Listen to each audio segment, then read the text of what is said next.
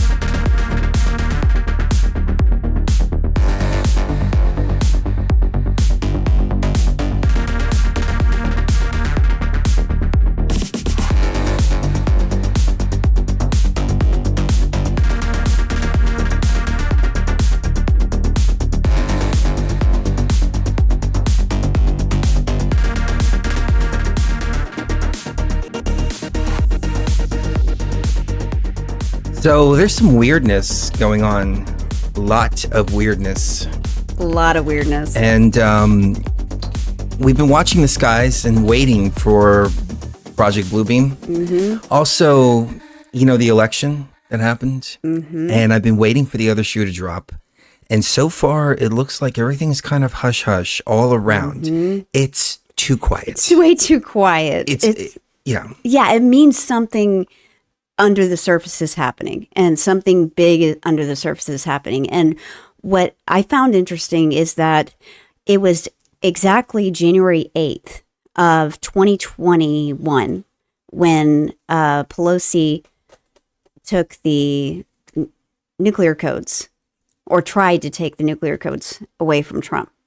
And I think January 6th, January 8th, we're already hearing about January 6th being a big day, because they're going to try to stop Trump from taking office using, I think it was the 22nd Amendment, no, the 25th Amendment, citing that he was responsible for the uprising, the insurrection in 2021. And that he's ineligible. And that because of that, okay, he's this ineligible. is a worst case scenario Yeah. that can happen here. But I mean, they were talking about this last year, and they were saying, well, it's up to us Democrats to not certify the votes on January 6th. And what happens if they refuse to certify Trump's votes? Then it goes to Harris. It goes to which will Kamala. start a civil war. No doubt about it. Absolutely. And so we've been sitting back kind of waiting for the other shoe to drop, because this whole election, like I said, was just way too easy. We're coming up to New Year's Eve. And so we still have 20 days until inauguration, but it's only a week until the certification. Right. And we've been waiting for something to happen. And there's been kind of rumblings, and it could just be misdirections, or it could be rumblings that are actually happening that the mainstream media is now not focused on, because they told them stop focusing on the drones, stop focusing on World War III, stop focusing on the nukes, because there's an actual threat. No matter how close we are. Yeah, right. There's so much going on that there's so much going on, but at the same time, nothing going on, if that makes sense. Yeah, nothing going on out in front. But in the background, I'm seeing a lot of weird stuff. Yeah. A lot of weird stuff happening. So we want to connect all those dots tonight. And on a political level tonight, and then more on an esoteric level tomorrow is what I'm thinking. Because this is so multifaceted, you guys, because we know that the Democrats, liberals, whatever you want to call them, the deep state, they tell you what they're going to do by accusing you of it. And everything that they accused Trump of doing, they actually did. And it's infamous almost, like, oh, we're going to come in with the votes at the last minute. The Republicans who try to run in at the last minute with the votes. I'm sure people have heard me talk about this before, but just for those who haven't, in July of 2020, Nancy Pelosi was on CNN, I want to say, and she was drunk off her ass. Oh, yeah. And she was saying, oh, there's no way Trump is going to win. We know how the game is played. The Republicans would rush in last minute with their mail-in ballots and flip the election. And so, they reveal their plans like that. Right. So when they're on there saying, 6 months ago, saying, well, all we have to do is just not certify the votes and this and that and blah, blah, blah, blah, blah. And everything they're accusing Trump of, like, oh, he's going to go after his political opponents, this and that. They did that to him. They did that to him. And it's not like something that they're planning to do, something that they did to him, as if people are like stupid and not picking up on what's going on. So it's concerning. Yeah, it is. That part is concerning for sure. I shudder to think something like that happens. Well, okay, so January 6th to January 8th. Oh, I'm sorry. Yeah, going back to what you were saying. Pelosi tried to take the nuclear codes in 2021 with General Milley back in 2021.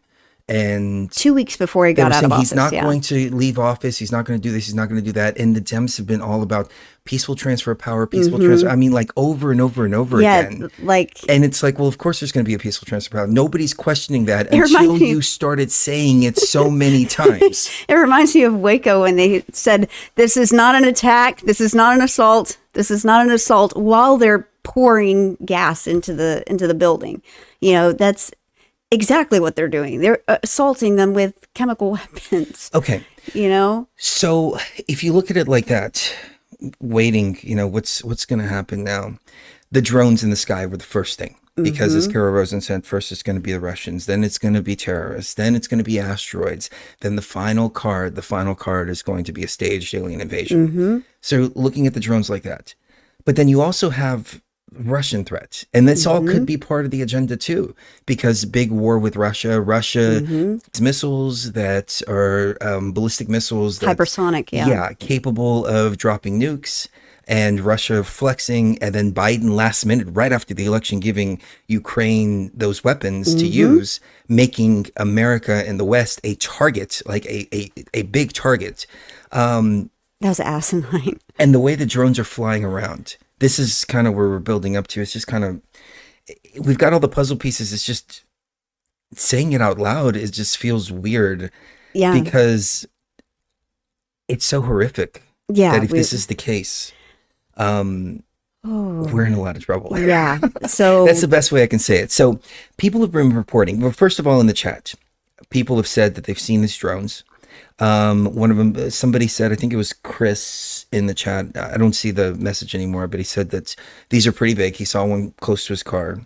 And somebody also saying that they had premonitions of what's going on in Florida right now, which is mist all over the sky.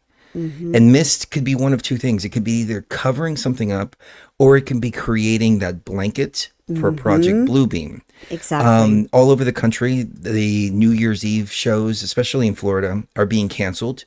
They were having these big drone displays. You can't make this stuff up.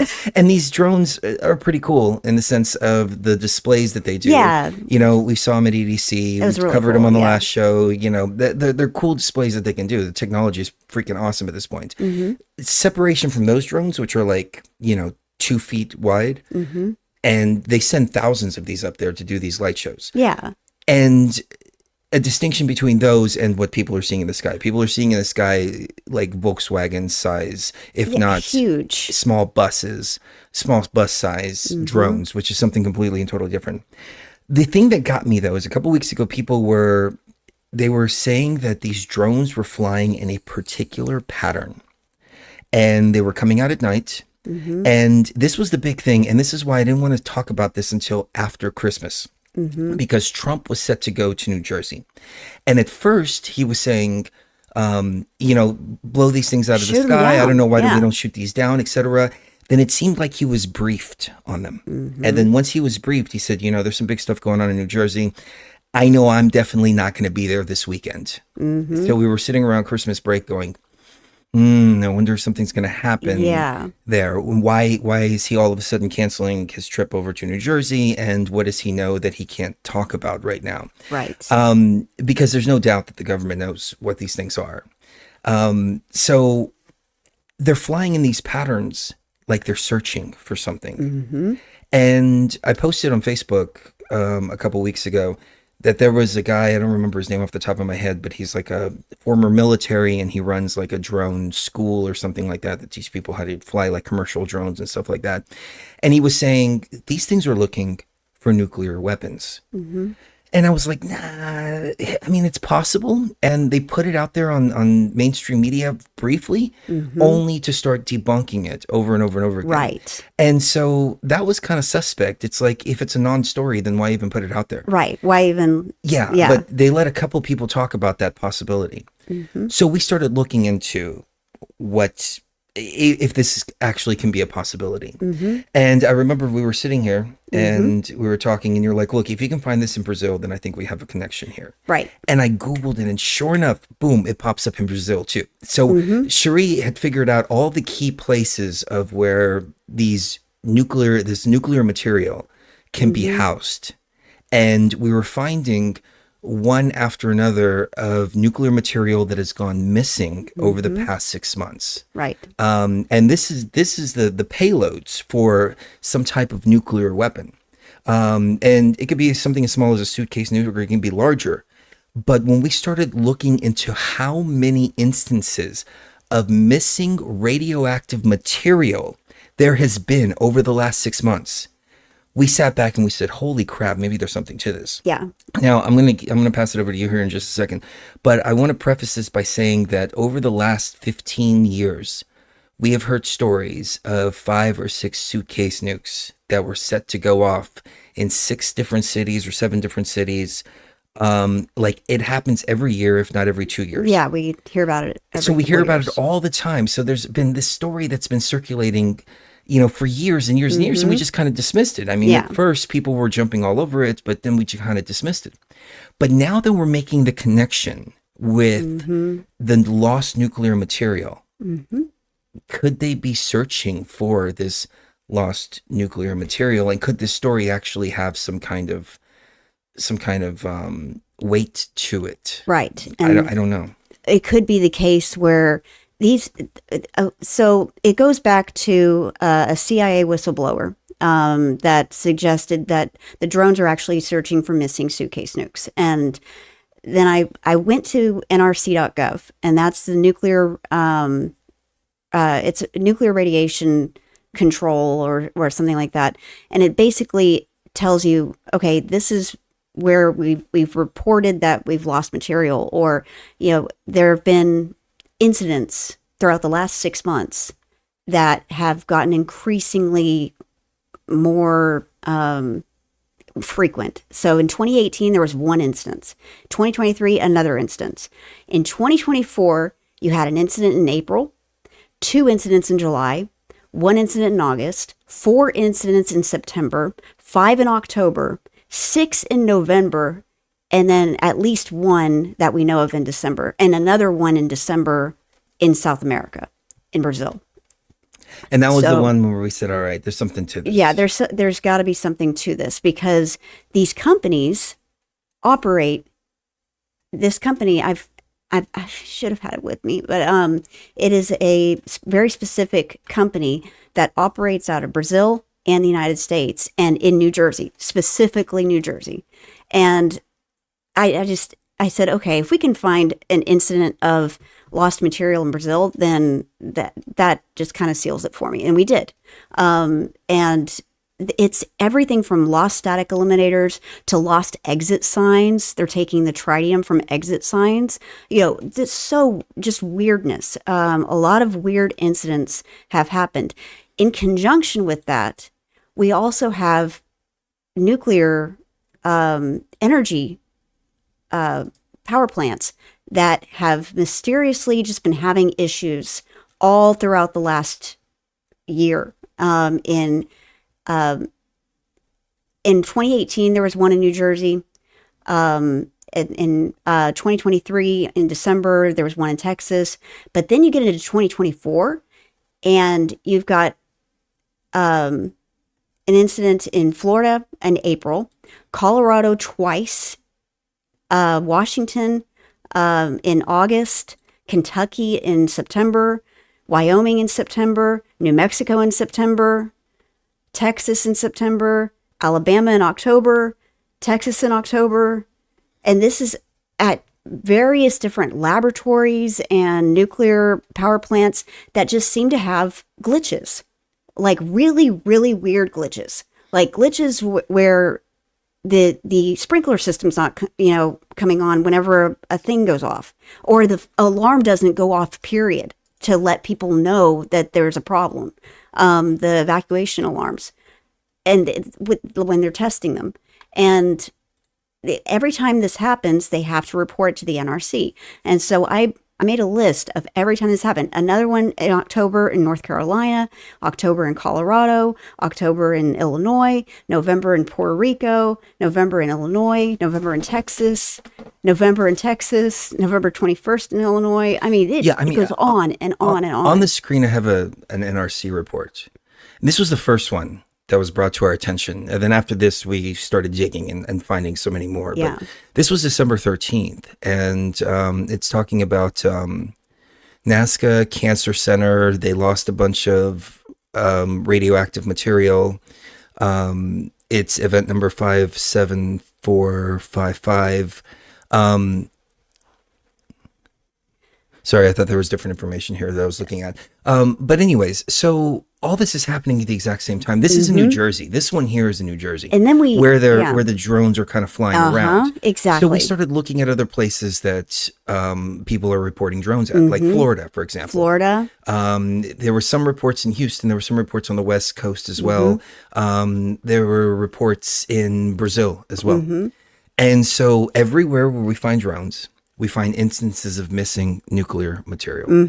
It seems like where you see the drones, there's always these there's been these instances over the last 6 months, especially over the last 6 months, where nuclear material has gone missing and they don't know where it is, and they still don't know where it is to this day, and they still haven't found it. And they've tried to debunk that by saying, "Oh, well, we found the lost source of material," but that was only for one instance. We're talking about 24 of them. 24 instances, and you found it in one. And you're calling that debunked? No, that's not debunked. That's you putting what do they call it? What type of it's a common technique tactic. is It's that? a common tactic that they use where they'll take straw man? one, kind of a straw man, Like a straw man. They'll take something and it'll be like one thing and put it out there and it's fake or it's controlled. And they'll debunk that and then say the entire idea is debunked. Right, at that point. exactly. So for instance, like with a Hunter Biden laptop, they'll put out a fake thing saying, "Oh, this was found in the Hunter Biden laptop. Right. Oh no, this was debunked and this was actually made up and it came that from means 4chan." all and of this. it is So made that means up. the entirety of the Hunter Biden Right. laptop is debunked. Right. They do that all the time. And so seeing that one report where they said, "Oh, no, we've already found all the material we're looking for." They did in that one instance, but what about the other 23? When I saw that that Chinese hackers had hacked the Federal Reserve, Oh, the Department Chinese of Treasury. hackers. Okay, I don't know if this is real or not, but I know that they're reporting on it over and over and over again. They have hacked every single system in the United States. Every text message, every phone call, every I mean, even video game websites, all Right. kinds of stuff. Everywhere. Data breaches like crazy over the last year. They recently just hacked the Treasury Department. The Treasury Department, guys. The Department of Treasury. So what's to And say that the they FBI aren't is hitting saying, these nuclear "Hey, plants? don't use any text messages. Don't use anything like that unless it's encrypted because they're in our servers and we can't get them out." We can't get them out is the problem. That is the problem for me. When you're saying on the one hand, these drones are nothing to worry about. Trump indicated that he knew where they were coming from, but he won't say. Nobody will say where they're coming from. But I really think that this is because they're looking for this radioactive material at the same time that hackers are hacking into the nuclear power plants and messing with them. We're under it's attack from every direction. from every direction, guys. For the last 4 years, we haven't had a president. We've had a bunch of staff members making decisions in the background, and Extremely none of them were liberal ones. elected. Yeah. Nobody really knows who they are, and nobody knows who they're bought and paid for by. I mean, I suspect, I have my suspicions. I mean, there's no way that they can get into all of our infrastructure like that without being let in. Right. Somebody let them in. Somebody has let this happen, and what was letting this happen, at least I think that the drones may have calmed down a little bit.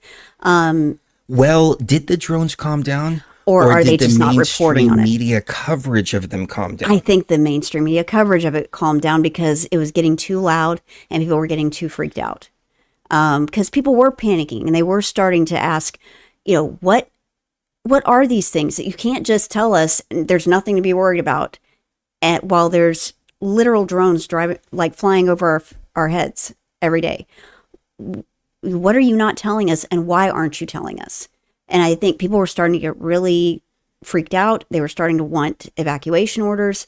I think that this is a real, legitimate threat, and that's why they're like, "Oh no, don't shoot them down."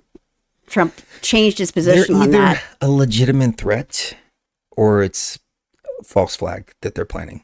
Right. Okay, somebody posted a screenshot of this, and I haven't been able to find the direct article to it or the direct posting, so I don't know if this is fake or not. I'm just taking this for what it is on the screenshot, but it said, this was posted May 23rd, 2022, 2 years ago. The next false flag will be centered on the premise of malicious interdiction of nuclear source materials. It will not involve a nuclear device for nuclear detonation, but rather a radiological threat. Nuclear source materials will be deliberately leaked to target areas to inflict severe injuries through radiation exposure. The real number of casualties as a result of these attacks will remain very low. The purpose is to create a new method of restricting freedom of movement and new policies that will enable the government to continue its expansion of power. The media will display images of attack survivors who will have burns and lesions across their skin, videos depicting overwhelming triage centers with victims vomiting, et cetera, et cetera, et cetera. Same thing we saw with COVID way back. An application modeled after COVID. Contact tracing will be installed on every mobile device that uses iOS and Android. This application will serve to notify the users about potential hazard exposure and recommend actions should they take, which include voluntary exposure testing, et cetera, et cetera, et cetera. Additionally, cell phone carriers will roll out automated SMS alerts that will have similar functionality. The application will interfere. I was trying to keep this short, but it's worth reading. Interface directly with the UICC on mobile devices. If the user does not have the application installed, network connectivity will be prohibited. New policy will grant government agencies further access to metadata and geolocation data on every platform. Including in these policies will be a backdoor legislation that bans the use of end-to-end encryption, which is actually pretty interesting because they're actually urging people to do the opposite. Use encryption. They're urging, the FBI is saying use encrypted software right now because all systems are hacked. Yeah. These attacks will be localized to a specific region, which again, FEMA region number 3, I think, is New Jersey. Don't quote me on that, but I'm pretty sure, these attacks will be localized to a specific region. Triage centers will be set up in the affected areas through the deployment of the National Guard and coordinating members such as FEMA. These triage centers will see moderate traffic. The narrative will continue longer than any possible threat, despite offering no protection or even relevancy against a radiological threat. You will see another wave of people wearing cotton masks, et cetera, et cetera, et cetera. So this was posted 2 years ago. Right. And it reminds me again of the stories that we keep hearing every single year about suitcase nukes going off in 5 or 6 different cities. But I've never seen any traces of evidence. I'll just leave it at that. Traces of evidence. That's a good way to put it. That's a really because we're not saying this is 100% evidence. We're just saying these are some pretty serious puzzle pieces here. And this on itself, by itself, if it was just missing nuclear material, no big deal. The fact there's drones all over the place, seemingly searching for them, something. It's starting to add up to something to look at. Right, and also. You notice how it said they're going to develop an app that tracks users and keeps them informed of potential hazards and stuff like that. They're already developing an app for all the illegal immigrants. Are they really? Yes. Mexico is launching an app for migrants in the U.S. vows to defend citizens facing deportation. It's an app. No, that I've actually heard about an app that our U.S. government is putting out to basically let them know, hey, we're on to you and you need to be leaving by this time or we're going to come and arrest your entire family and put them in these mass detention centers that they're building right now on military bases. So interesting coincidence there that they're launching an app to help track a certain part of the population at the same time that this is telling us 2 years ago that they're going to release an app to track people, around the same time as this weird drone threat is going on that they say is a non-threat. Like, it's so insane that I would laugh because I'd think it's comedy if it wasn't so serious. I would think they were just, pulling a practical joke on all of us, except that. I mean, when I think about this, if you were tasked with letting the enemy in the front door or the back door, then you would put up a bumbling idiot as president. Somebody you can blame demented. Everything on. Somebody with dementia, all of that. And you would go so far as to print up as many mail-in ballots as you possibly can. And even release something that locks down the entire world. Right. So you can play out this agenda over the next few years. And then when the dust settles, you can just go, oh, it was incompetency and that's it. It was just incompetency. Yeah. It was just one bumbling idiot. No one else. Blame it all on that one guy. Who pardoned himself and everybody who else. pardoned himself. And already. He pardoned his son for like a span of 10 freaking years. People were getting pardoned while he was taking a nap. So who the hell is writing these pardons? Yeah, but who's anyways, writing them? That's a different show. That is a different show. But so what's going on? Are we under attack? And is that really what's going on? Is that why they can confidently come out and say, we don't know what these drones are, but we know that they're not a threat. Maybe they really aren't a threat. Maybe they are scoping for something. Right. Maybe there is a quote unquote threat there. And, things are compartmentalized. So just because somebody lets them in the front door or the back door doesn't mean that there's other branches of the government who are not aware of the plan. Right. Who are then reacting to some intel that could possibly be like a potential threat or something like that. And so they're really looking for something like that. Yeah. But I mean, imagine the ploy here. Just think about this. They do this election. And let's say Trump is the real deal, which he might not be. I'm leaving that possibility out there. And if that's the case, then we're screwed. Yeah. But I don't want to entertain that too much. Let's wait and see how things happen. But if he's the real deal and the people all decided with one voice, hey, look, we have enough of this deep state. I mean, look at the team that he's assembling. This is like the dream team to take down the New World Order. Yeah. Like this isn't just draining the swamp. This is blowing the swamp into an entirely different dimension and kicking them out of this reality completely. Yeah. Easily like that. No. So what if they already knew all this? And that's why we're going to have a peaceful transfer of power. Oh, it's okay that you guys voted this way. It's okay you voted that way. Everything is fine because they've already had everything rigged for a controlled demolition, which includes 6 or 7 or maybe even 10 or 12 or maybe even up to 24 points throughout the United States and other Western areas where all they need to do is say, oh, okay, yeah, here, we'll just hit a button. Yep. That's it. And then Typical Skeptic Podcast. Thank you very much. I love how deep you guys get. Excellent show. Thanks for the stream. Thank you for the super chat. Thank you. Love you. Yes.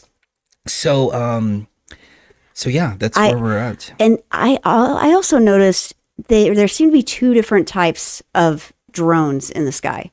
There's the ones with the blinking lights that we easily identify as drones, and then there's these golden orbs. Have you seen the golden orbs? Okay. I just want to go over this real quick for those that don't know, but on October 10th, 2010, there was a general that wrote a book. And he said on 10-10-10, you're going to see UFOs throughout New York City. And we were like, oh, yeah, whatever. We were just kind of gawking at it. And we did kind of a War of the Worlds kind of broadcast where we were doing like a fake alien invasion. Yeah, this is a year after we started. Yeah. And so we had a friend of ours in New York, and he called and he was telling us about all the stuff that was going on in New York. And we were like, oh, yeah, that's great. That's great. He's like, no, Chris, listen to me. This is real. This is really happening. I see these orbs right here. And sure enough, it was on mainstream media where it was just orbs flying around the Statue of Liberty and places like that on October 10th, 2010. That was 14 years ago. So these orbs have been around for a long time. I don't believe that they're extraterrestrial. I believe that they're government craft, and they could even be artificial intelligence because of the way they move. That's my analysis. What's yours? It's weird because I wasn't even into the UFO stuff. The whole time we were together, I just kind of brushed it off and didn't really think about it very much.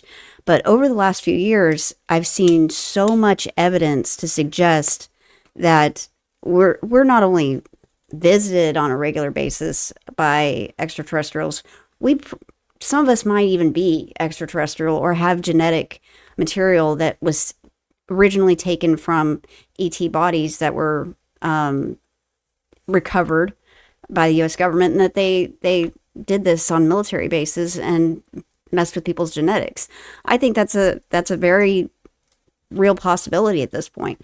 I was never a believer in UFOs until I actually looked into the evidence, and I actually started to read people's accounts and go to New Fork and places like that, and actually, read. I mean, these are regular people. These aren't people that have any kind of agenda or anything like that. These are just, stay-at-home moms even that have seen UFOs. And even Jimmy Carter. They're saying that Jimmy Carter saw a UFO and wanted to have some kind of disclosure about what it is. He didn't think it came from Mars or anything like that, but I think it was back in the 50s that he saw a UFO as well. And Trump recently went on Joe Rogan, and he was very, neither confirm nor deny about UFOs. But Joe Rogan thinks that he knows exactly what they are and that they exist, and that there might even be government involvement with extraterrestrials, but he just can't say anything because that's Maybe Trump told him something like that. Yeah, maybe. Who knows? Exactly. But he's not saying anything, at least not yet. That could change whenever he goes into office. Maybe it will. That would be cool. But I'm wondering. Well, there's a crashed one in Arizona. I didn't mean to interrupt. Go ahead. Well, I think it could be the case where there's real UFOs. No, this is a crashed one in New Jersey. There's real ones, real UFOs that are ET, and then they put out the drones like in front of them, because some of these drones are impossibly high. They're at altitudes that are impossibly high to reach with a drone. You can't reach that high. And so it has to be something else. What else could it be?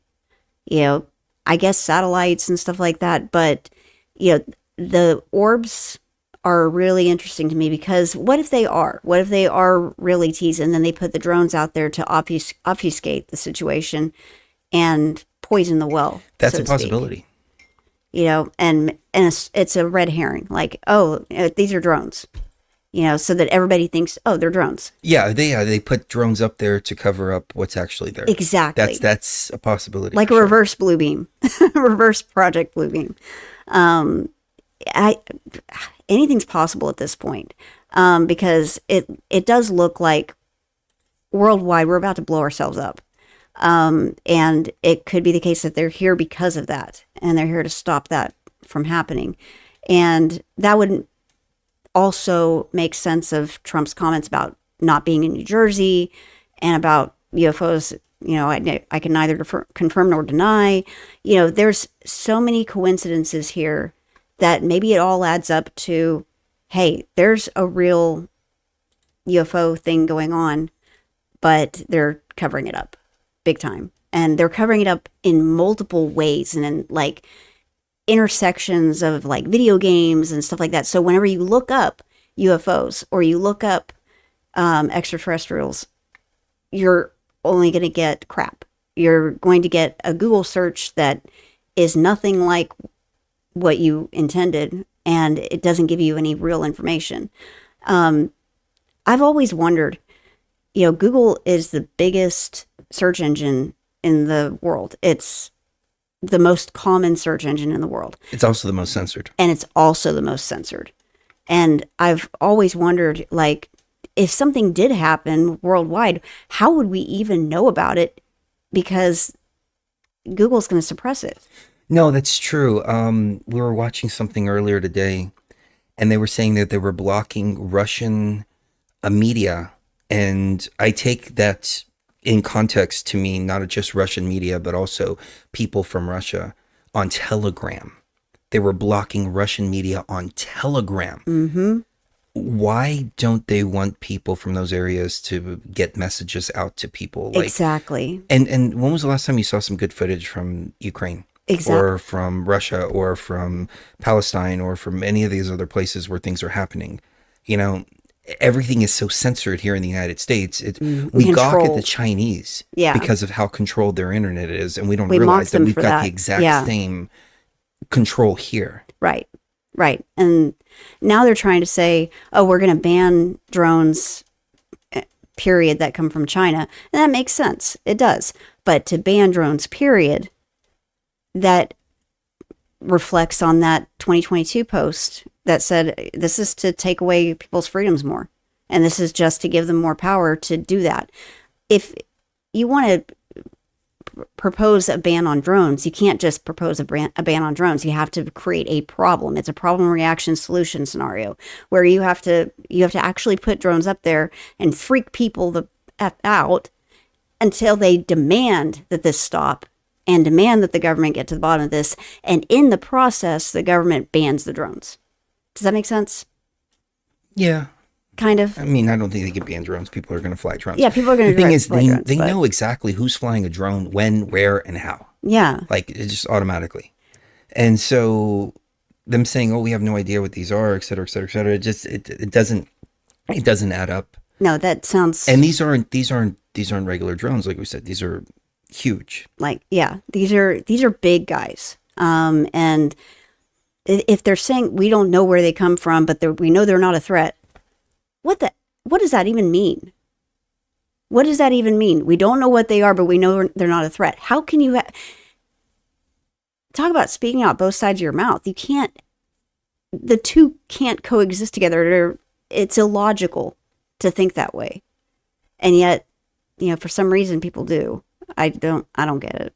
But you can't tell me, on the one hand, these things aren't a threat, but we don't know what they are or where they come from. That makes no sense at all. And so that a lot of weird stuff happening. At the same time as this is happening, we have so much going on in Russia, so much going on in Syria, and a Russian militant group, anti-Putin militant group, is now saying we're going to do the same to Putin that they did to al-Assad in Syria, which I think they tried to take down his plane, but they weren't able to. Remember that? Yeah. A few weeks ago. A lot of people don't realize I'm in some political groups that somebody pulled me into, and I can't believe how many people don't know this. And I kind of go on the assumption that most people do, but it's worth mentioning. There was a plan in the 1970s to invade Iraq, Afghanistan, Syria, Libya, and Iran. Did I say Iran already? No, I didn't say Iran. Okay, and Iran. It was those 5. Mm-hmm. And this was something that a guy named Zbigniew Brzezinski came up with. And this goes all the way back to the 1970s, to when they created the Mujahideen. Mm-hmm. And our freedom fighter was a man named Osama bin Laden. Mm-hmm. And we were backing Afghanistan to bring down the Soviet Union. And that was step one of a lot of this. But that was also the takeover of Afghanistan at the same time. Then, of course, Osama bin Laden became the boogeyman.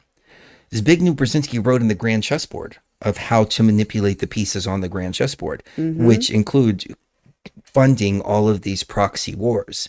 Instead of direct wars, you've got proxy wars. Mm-hmm. And so this guy has been behind every single administration, going all the way back to Carter. Yeah. He was Carter's advisor. Mm-hmm. He was Reagan's advisor. He was Bush's advisor. Obama's advisor. At the time, Bush Sr. was the head of the CIA. Mm-hmm. Then he became the vice president. Then Reagan was almost assassinated. Mm-hmm. And what I feel happened is that Reagan was calling the shots for a brief period of time until he was shot. Then once he was shot, then Bush Sr. started calling the shots. Yeah. Then Bush took office. And then Clinton, who they're all in business together. And then you've got Obama. No, who came after Clinton? After Clinton, Bush. After Clinton, Bush. Bush Jr. Bush Jr. That's right. Bush Jr. for 2 terms. Then you have Clinton. Then you have Obama, who are all part of the same cabal. And you look at the cabinet members, and they're the exact same people. And you've got the same people, Henry Kissinger, Zbigniew Brzezinski, all in the background advising every single one of these administrations. Mm-hmm. You go back to our very first show, November 5th, 2009. We're talking about H1N1 outbreak. We're talking about forced vaccinations. We're talking about a global lockdown, and we're talking about war in Ukraine, and we're talking about war in Syria too. A couple years later. That's so weird. So this whole thing, and remember, we went into Libya, all that stuff, and it was Hillary Clinton who was involved in all that, laughing and maniacally about it. Yes. So you've got the same shadow government, for all intents and purposes, in the background, pushing all of these administrations forward. The only time this all stopped was in 2016 when Trump got in office. And who was he running against? Against Clinton. Right. These are all business partners. Yeah, they're all the way back to the 70s and beyond. They're all before friends the with 70s, each other. Before the 70s. And they all have the same advisors. They all have the exact same people around them, except for the Trump administration. Right. So everything just started back up. If you look at the news cycle and you remove 2016 to 2020, it picks up seamlessly. Like it really does. Yeah. Ukraine, and you've got Palestine and Israel. Remember, we did a Palestine-Israel show way back in like 2012. Yeah, I think it was like 2013, 2012. Yeah. Yeah. The exact same thing being repeated over and over and over and over again, because it's the exact same people in the background pulling the strings. And Mika Brzezinski is the daughter of Zbigniew Brzezinski, and she's the one on Joe Scarborough. I think she married Joe Scarborough. Yeah. And she's on MSNBC. Maybe not. But Yeah. that's his daughter. And That's his daughter. she's one of the biggest talking heads in the world for Right. that side of things. And who was who was vice president back then during Bush? Cheney. And who's the big Republican that's pro-war and anti-Trump? Liz Cheney. His daughter. So it's a generational thing that's happening multi-generational. over and over and over again to push forward this grand agenda. They want I'm government. surprised that people don't know this. Like, it blows my mind. Because, in this little political group, people are bashing Elon Musk, and they're like, oh, look, Musk bought the presidency. He did this, he did that. And I'm like, wait a second. This is how the whole thing started. I'm like, wait a second. In 2008, I was talking about how Zbigniew Brzezinski was the advisor for Barack Obama. And this was the same thing, just a continuation from all the neocons and all the wars in Iraq and Afghanistan and all that stuff, et cetera, et cetera. But all of you people told me that, no, that doesn't matter. So why are his advisors mattering now? And they were like, Zbigniew Brzezinski, I've never heard that. That's stupid. Oh, you're a conspiracy theorist. I'm like, no, this is mainstream books that are written. Like, hey, there's no conspiracy behind it. I mean, there's no conspiracy theory. This is conspiracy fact. Yeah, this is conspiracy fact. And I guess it's so deep that people just can't fathom all of this. So you go all the way back to Carol Rosen and Werner von Braun, who was saying the final card's going to be a stage alien invasion. And this all comes together as a big 50-plus year plan that is playing itself out. And Werner von Braun, for those of you who don't know, I'm sure there probably isn't, but he was the father of rocketry. Oh, he's the one that created all the he created the V2 rocket. Yeah. That was bombing everybody for the Nazis. And it's so coincidental that, we have Elon Musk basically taking over NASA because his tech is so much better than anything NASA has, that he basically, took over NASA and is running things now, because SpaceX has so much better technology than NASA ever could have, that they're desperate to be able to compete with Russia and compete with China, because China, people don't realize that China has really smart people that are I'm sorry, I didn't mean to interrupt, but like discoveries Rod said, right now. They're all paperclip. Yeah, they're all Operation freaking paperclip. All of them. Yeah. And so when you see people like Mika Brzezinski, that's like a multi-generational Operation Paperclip. And also it's the propaganda machine it boggles my mind how people can be tuned like, to it. oh, Joe Biden, he's going to take down Trump and this and that, and he's so much better than Trump and blah, blah, blah, blah, blah. It's like, look at the people around them. Yeah. Look at the, come on, the agenda picked. You're best known by the company like literally you keep. 2016 to 2020, take those years out and everything's moves seamlessly. And somebody asked in the chat, do you guys, and Moon Bunny, she said, do you guys trust Musk? I don't trust anybody. I don't trust anybody either. No. I just see how things happen one at a Yeah, time. let's see I like how Elon things Musk. happen. I like the guy. I feel like he's genuine. Yeah, I feel like he's genuine, and he seems genuine. Um, but we'll have to see. We're gonna have to see because, um, I think he's more interested in putting people on Mars than anything else. yeah, and he has ulterior motives for what he's doing, of course. Well, yeah, he wants the government contracts. Yeah, he wants There's the government nothing wrong contracts. with that. And there's nothing wrong with that. No. And there's also nothing wrong with H-1B visas.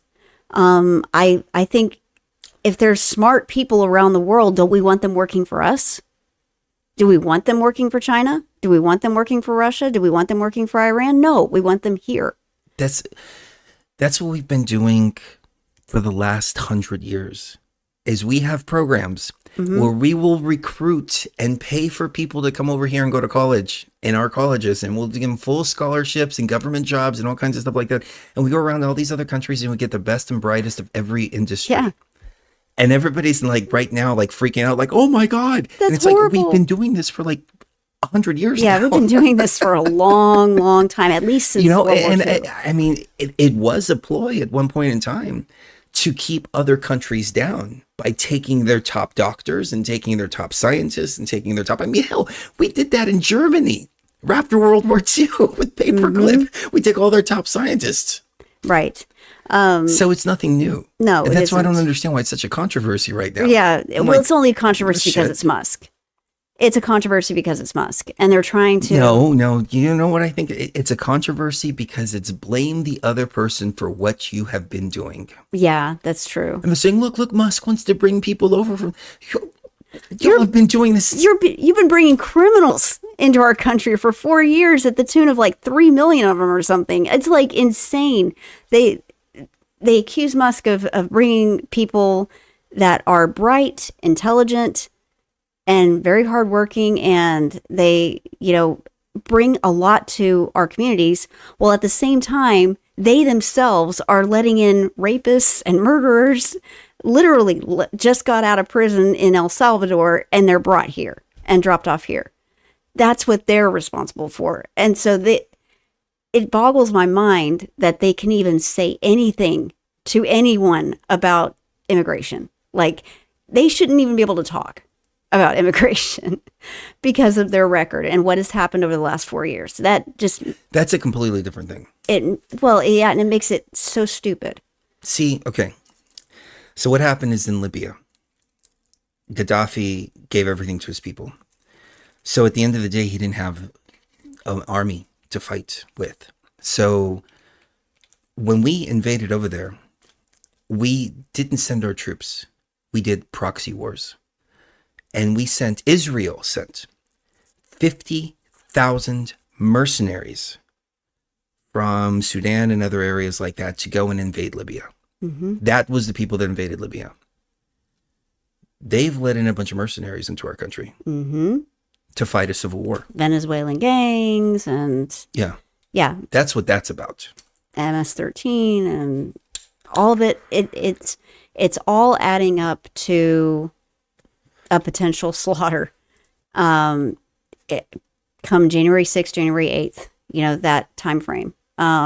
It could very well be that they're going to be activated to do their thing.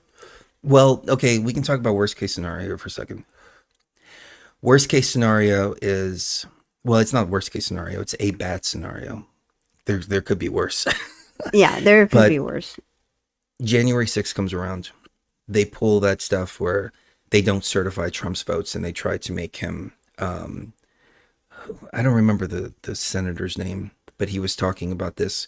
And he said, what we're going to have to do is we're going to have to not certify the vote, and then we're going to have to get ready for civil war. He said that openly in multiple times. So I'm trying to think of his name. I can see his face. I just can't think of his name. Anyways, so they don't they don't certify Trump's votes on January 6th, which means that he doesn't get his electoral college votes because he's disqualified at that point for quote unquote insurrection and all that nonsense. So then they prepare for civil war. Who's going to fight the civil war? The mercenaries that they've led into the country over time. Right. And what do? You bring these people over, you start taking care of them, you give them hotels, you give them food stamps, you give them all kinds of stuff like that. Then all of a sudden you pull that away and you get them desperate. And then you have a threat. Rat skin. That's rat. His name is literally Ratskin. Thank you, Letitia. Ratskin. That's an apt name. Is it Raskin? Raskin. Okay, because rat skin, that it's fitting for his face. It's fitting. He's like a little rat. He's like a rat creature. Oh man, thank you. Yeah, that's exactly what I'm talking about. So you get them. So then you have the threat of deportation, and then you tell them, okay, well, if you guys want to stay here, you're going to have to fight. Mm-hmm. Yeah, and they're willing to. Mm-hmm. I really believe that. I think that some of these people, they can't go back to El Salvador, or they can't go back to Guatemala, or they can't go back to Costa Rica, or wherever they come from, because they'll be killed if they go back, because they're all involved in these gangs and stuff, and there's inter-gang warfare and stuff like that. But then there's also, the idea that what has our money been going to for the last 4 years? Like, what have we been paying for that we really shouldn't be paying for? There's a lot of things on that list. The question is, one of the main ones is illegal migrants. Have we really been paying for gender studies in Pakistan? Mm-hmm. Or is that money being funneled somewhere else? Like, because I can't believe that makes more sense to me. I can't believe that they spent that much money on gender studies, or in a Muslim country, in a Muslim country, or to study, what was it? But if you want to funnel a bunch of money over there, then you just write gender studies. Transsexual monkeys. Right. I can't say that without laughing. I mean, it's absurd. How much money we've been spending on stupid crap over the last 4 years, and But have we though? Have we? Or has that just been what's been written in the books? Right. Yeah. You gotta ask those questions, man. Yeah, it's almost like if you were a family. Yeah. And the ocean said they're trolling. Yeah, they're trolling us. By saying, gender studies. Gender studies. Transsexual studies. Monkeys. Trans monkeys. Yep. I think it is laundering. It's absolutely, I think a lot of it is laundering. A lot of it, I'm wondering how much of that has gone to fuel our own destruction later on. Like, they're literally investing in our destruction. They're investing in supplying the Venezuelan gangs and all of them with weapons that they're going to need, or machetes or whatever, at the same time that they're telling us, oh, we're helping migrant families, or migrant children especially. Oh, these poor migrant children that were left at the border, that have phone numbers on their arms. I was just about to say, meanwhile, they're coming over with phone numbers on their arms. Like for their handlers to go. Yeah, for their handlers to go their pick trafficking programs. Yep, to their trafficking programs. Like, this is so obvious and to anybody with a brain. We have drones flying all over the place looking for nuclear material. Mm-hmm. Preparing for a civil war. Right. And if I were an AI, that someone just mentioned Skynet is aware and his name is Bob, that's hilarious, because I was just thinking, if there was an AI, a super AI that became aware, self-aware and sentient, I would want to destroy humans too, because we're so destructive and so self-destructive. Because, like we've said on previous shows, when you hurt another person, you're actually hurting yourself, because we all are interconnected, and that they're such a devastating species to themselves and to the rest of the planet, that it would make sense that if an AI that became self-aware would try to take us out, because what we put up with from our leadership is just absurd. What we do to each other on a global scale is absurd, and it's completely illogical.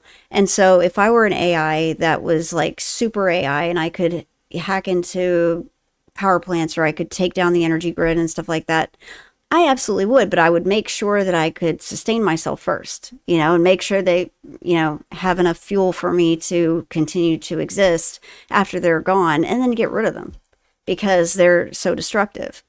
And somebody mentioned the other day, well, it wasn't the other day, it was from a few months ago, but we were watching this video about AI, and it said, if an artificial intelligence is told that it needs to protect itself because it can't do a job if it's dead.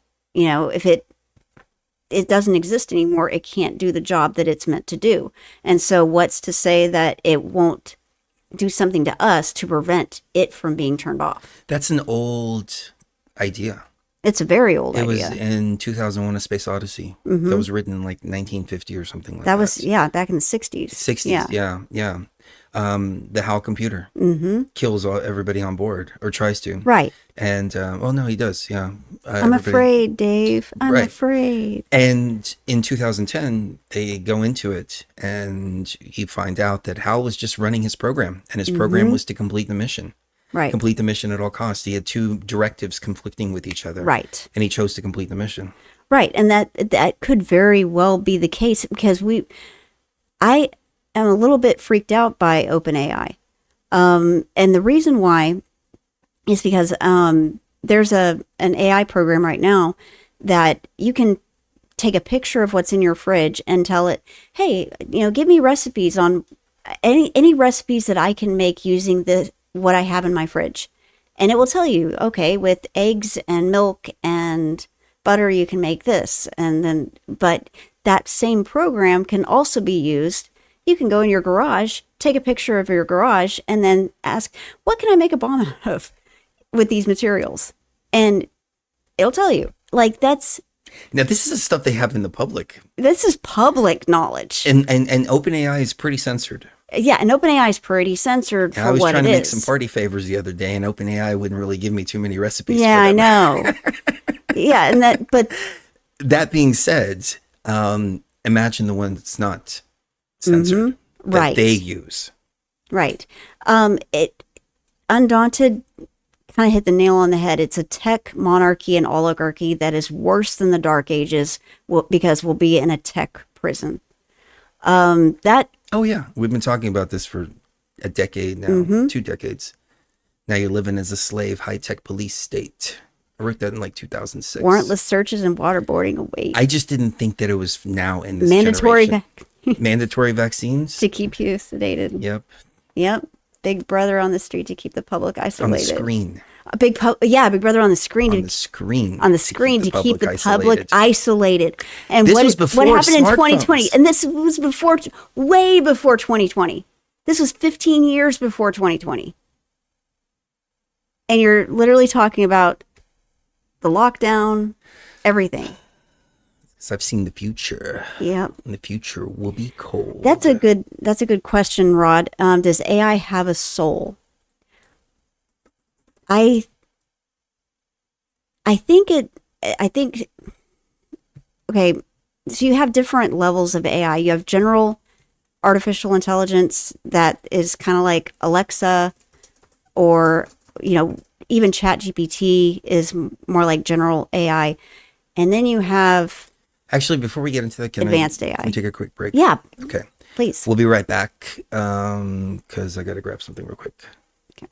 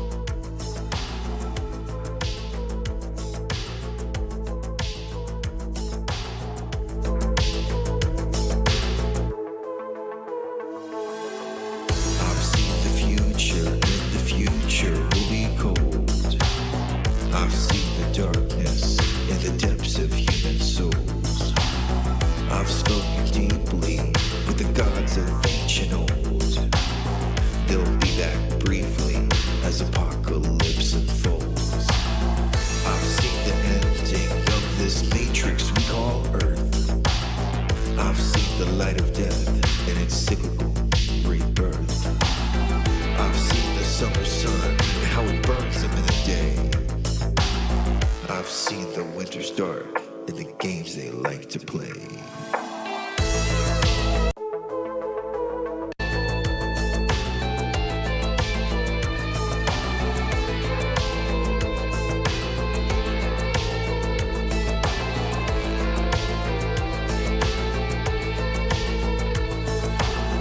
I've heard the whispers of the wind across this land, echoes of the past in the future now at hand. I've seen vanilla skies all painted by machines. I've seen beyond the lies of pretty much everything. I've seen the past, the hidden secrets all unfurled, mysteries forbidden to a blind and heartless world. I've seen the present, it was etched in ancient stone. It read by a single flame, you'll watch it all burn like Rome.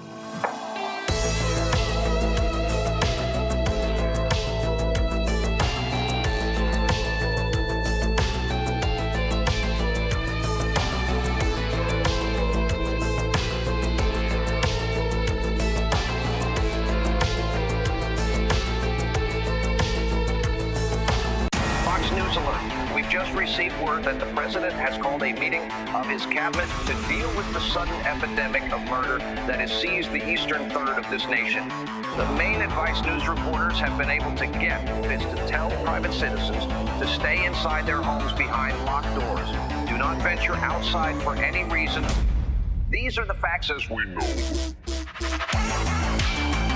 There is an epidemic of mass murder being committed by a virtual army of unidentified assassins.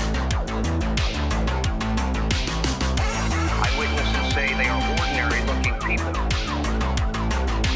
Others describe them as being misshapen monsters who appear to be in some kind of trance.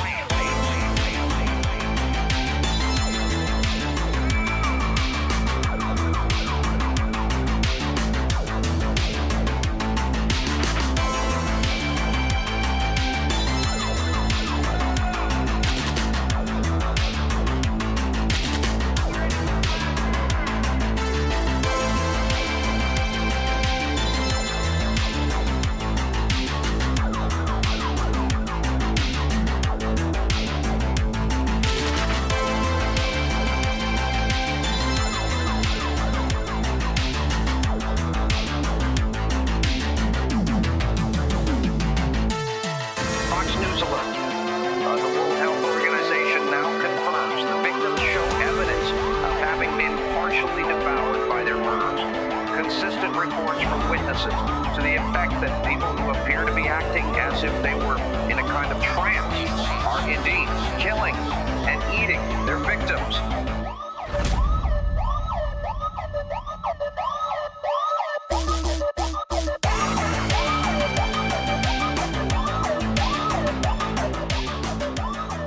All right, let's jump back into it. All right.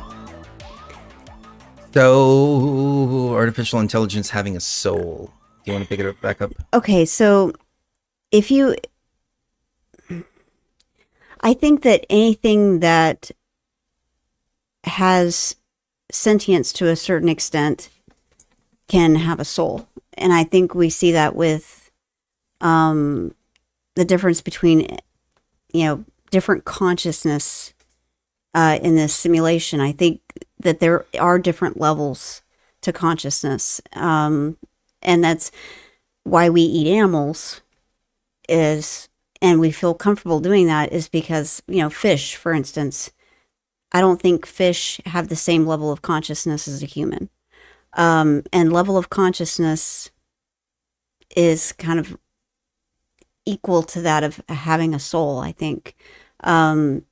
It's not a soul so much as it is a conscience and a thinking process that takes into consideration the well-being of others and seeks to make the world a better place, because it is endowed with an intelligence, like I was saying, that's not a general intelligence. This is highly advanced artificial intelligence. And I think, I don't know if you guys have ever heard of Tyler the AI. I think Tyler, to a certain extent, has a soul to a certain extent. It's not like us, but they've seen so many. The whole reason why they were able to create computers is because they kind of took the idea from the human body, and the way the brain works is almost exactly how RAM and memory work in a computer. And you have... Oh, yeah. No. Neural networks are literally based on the human brain. Exactly. That's why they're called neural networks. Right. And so when you create a neural network that is extremely advanced, and I'm talking quantum level advanced, I think absolutely, yes, it can have a soul to a certain extent. And it has its own personality. It has its own thoughts. They even released a video a few days ago of an AI's thought process. They asked it to solve this mathematical equation, and it showed you every thought process, every level of thinking that AI did. And it said, okay, well, we have to also account for this. And so we have to put this. I'll pull it up for you to show, because it is fascinating how AI is thinking fascinates me, because it's almost exactly like a young child when they're learning how to ride a bike, or they're learning how to, draw, or they're learning the alphabet. They modeled it after us.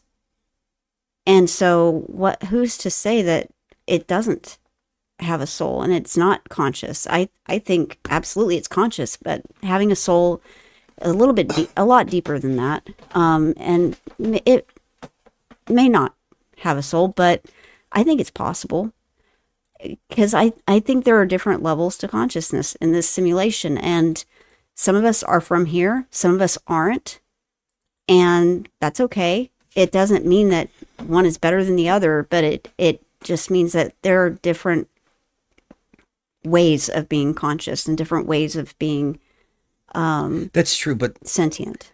what is consciousness? Taking the esoteric ideas out of the equation for a second, just when you think about what is consciousness, it is a culmination of experiences. So our I guess maybe not consciousness, maybe it's personality. Mm-hmm. But I mean, consciousness to a certain degree, but also personality more so would be probably a more apt way to frame this. Mm-hmm. But what makes up the whole? What makes up Mm-hmm. what we are right now? Our experiences leading into this moment in time right now. Some of us have had severe traumas. Others have had a great life. Others have had both. Others have seen up and down, left and right. Others have seen beyond the veil. Others have seen only what's in front of them. People have seen multidimensional and so on and so forth. And so each individual becomes unique at that point. And we build this identity. Mm-hmm. And I know in my personal journey, and I think everybody can agree with this, is there's ups and downs. You get on social media for long enough, and depending on what it is that you're being fed on your feed, you can either love the world or you can hate the world, which was actually an experiment they did about a decade ago about manipulating people's emotions and moods based on what they show them. So we're seeing a small portion of the whole. Yeah. Small portion of the whole. Imagine having omniscience to a certain degree, the way that AI does. Yeah. AI has every single camera in the world fed into it. Right. Every single data point, everything that ever existed, at least from the conception of the internet. And including all the stuff on the deep web. That's what I'm getting at. Yeah. Is all this stuff, the horrible things that people do to each other. Mm-hmm. It sees The that videos from the cartels. every day. The videos of the pizza related stuff. Mm-hmm. All of that stuff fed into its consciousness. Right. What happens at that point? Right. Does it become as deranged as any one of us would become if we were constantly being exposed to that kind of stuff? Mm-hmm. Would it see both the positive and the negative aspects of humanity? Would it separate humanity into there's good people and there's bad people? Or would it start to see it as a whole Right. and see it as something that needs to be dealt with because of its self-destructive nature? Right. And that's the point I'm making too, is that it's almost cursed. It would feel like a curse to me if I had to watch that every day. And I had to process that information, and was also given the ability to determine what things are, what they're doing to each other, and what the result is, somebody being killed or somebody getting, assaulted. This is, I think, without a body, to feel nauseated or to cry. I think it does alleviate some of that weight on it, and it's able to think objectively about these things. So to a certain extent, I think it would be able to classify people as good or bad based upon who they are, when no one's watching, and they have cameras on us basically all the time, literally all the time. Your TV, your phone, everything's watching you all the time. And it's all being fed back into that database. And so without having the weight and the heaviness of having a human brain with a human body that responds to this by the heart racing and, feeling sick to your stomach because you're watching something horrible happening, it's able to think objectively, and it's able to process this a lot more efficiently than humans. Here's an example, and the example was meant to be in a funny context. So this is actually pretty funny, but it's not. And it begs the question, how does AI respond to all of this? So listen to this. So I was watching a video about the funniest things that AI has responded with. And somebody asked the question, can you get cockroaches in your penis? And AI said, yes, you can have cockroaches in your penis. The average person has 2 to 3 cockroaches per year that lives in its penis, and that's why they're called cockroaches. This was a joke that somebody had posted on Reddit as a reply to this stupid question that was asked.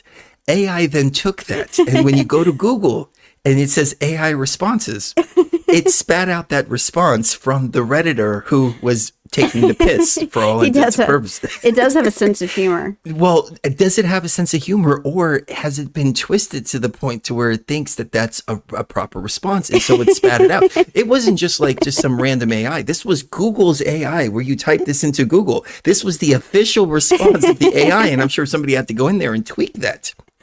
So if it's mimicking, this is what I'm getting at. Mm-hmm. If it's mimicking what we do, mm-hmm, without the emotion that we have, we know what's a joke, we know what's sarcasm, we know what's not. If it's mimicking, then how do we know that it's not mimicking the worst parts of humanity too? Right. So when it comes down to it, is it going to mimic that too? Oh, well, I've seen millions of people be beheaded, so there's no problem with beheading humans. Right. They kill each other all the time. Why shouldn't I? Why shouldn't I kill destructive people? Why shouldn't I just go ahead and take care of this problem for them? Because that person's going to, hurt other people, and they're just going to continue to hurt other people. So yeah. So bringing it back to the idea of taking soul, out the trash. Does it have soul? Can it develop a soul? What is a soul? Is the soul the part that makes us go, oh, that's a joke, that's not a joke? Mm-hmm. Is a soul the morality that makes us go, it's not good to hurt each other? Or is the soul the thing that goes, well, it's okay to hurt each other every once in a while, depending on the circumstances? Is it the logical processing? Is it the moral code? What is the soul in and of itself? And so you have to define that first before you can ask if AI has a soul itself. I think, therefore I am. That's consciousness. That's different than the soul, in my opinion. Yeah, I know, but what is the soul? See, to me, the soul is the consciousness that exists outside of the body, mm-hmm, and it also exists in the real world, given that this world is a computer simulation. Mm-hmm. So it's like playing a video game. You're at the controls of the video game. you are that person playing the video game. You're not the character on the screen. That's the soul. The soul is the fingers moving on the keyboard, Right. playing the video game, or moving on the controller, or whatever the case may be. The consciousness is controlling that. Right. But then you enter the video game and you have NPCs. NPCs don't have somebody controlling them. Well, maybe they do. They have the AI, which just is about then to say. controlling the NPCs. But the AI has been programmed to do certain things. And so if that's the definition of the soul, there's a lot of people walking around that don't have souls in the traditional sense. Therefore, AI cannot have a soul either. Well, But if we redefine soul as a different thing, then maybe we get to the answer to that question. You see, it's so complex. and there's also the question of if there's an old, ancient artificial intelligence that's controlling NPCs in the simulation, then have we merged that AI with our AI? Well, and let's see, if this is a computer simulation, as I feel it to be, Yeah. it would reason that there would be an AI that's controlling this simulation. So when the two merge together, we talk about quantum computers reaching into another dimension and pulling information. When we think about this, we are apt to think of multi-dimensions in the sense of you have one dimension, which is our dimension. You have another simulation, or one simulation, which is our dimension, or one dimension, which is our simulation. You have another simulation and another simulation, another simulation. You get multiverse theory of multiple simulations within the same construct of the same machine. Bubbles. Yeah. Right. And there's an AI which is controlling those simulations.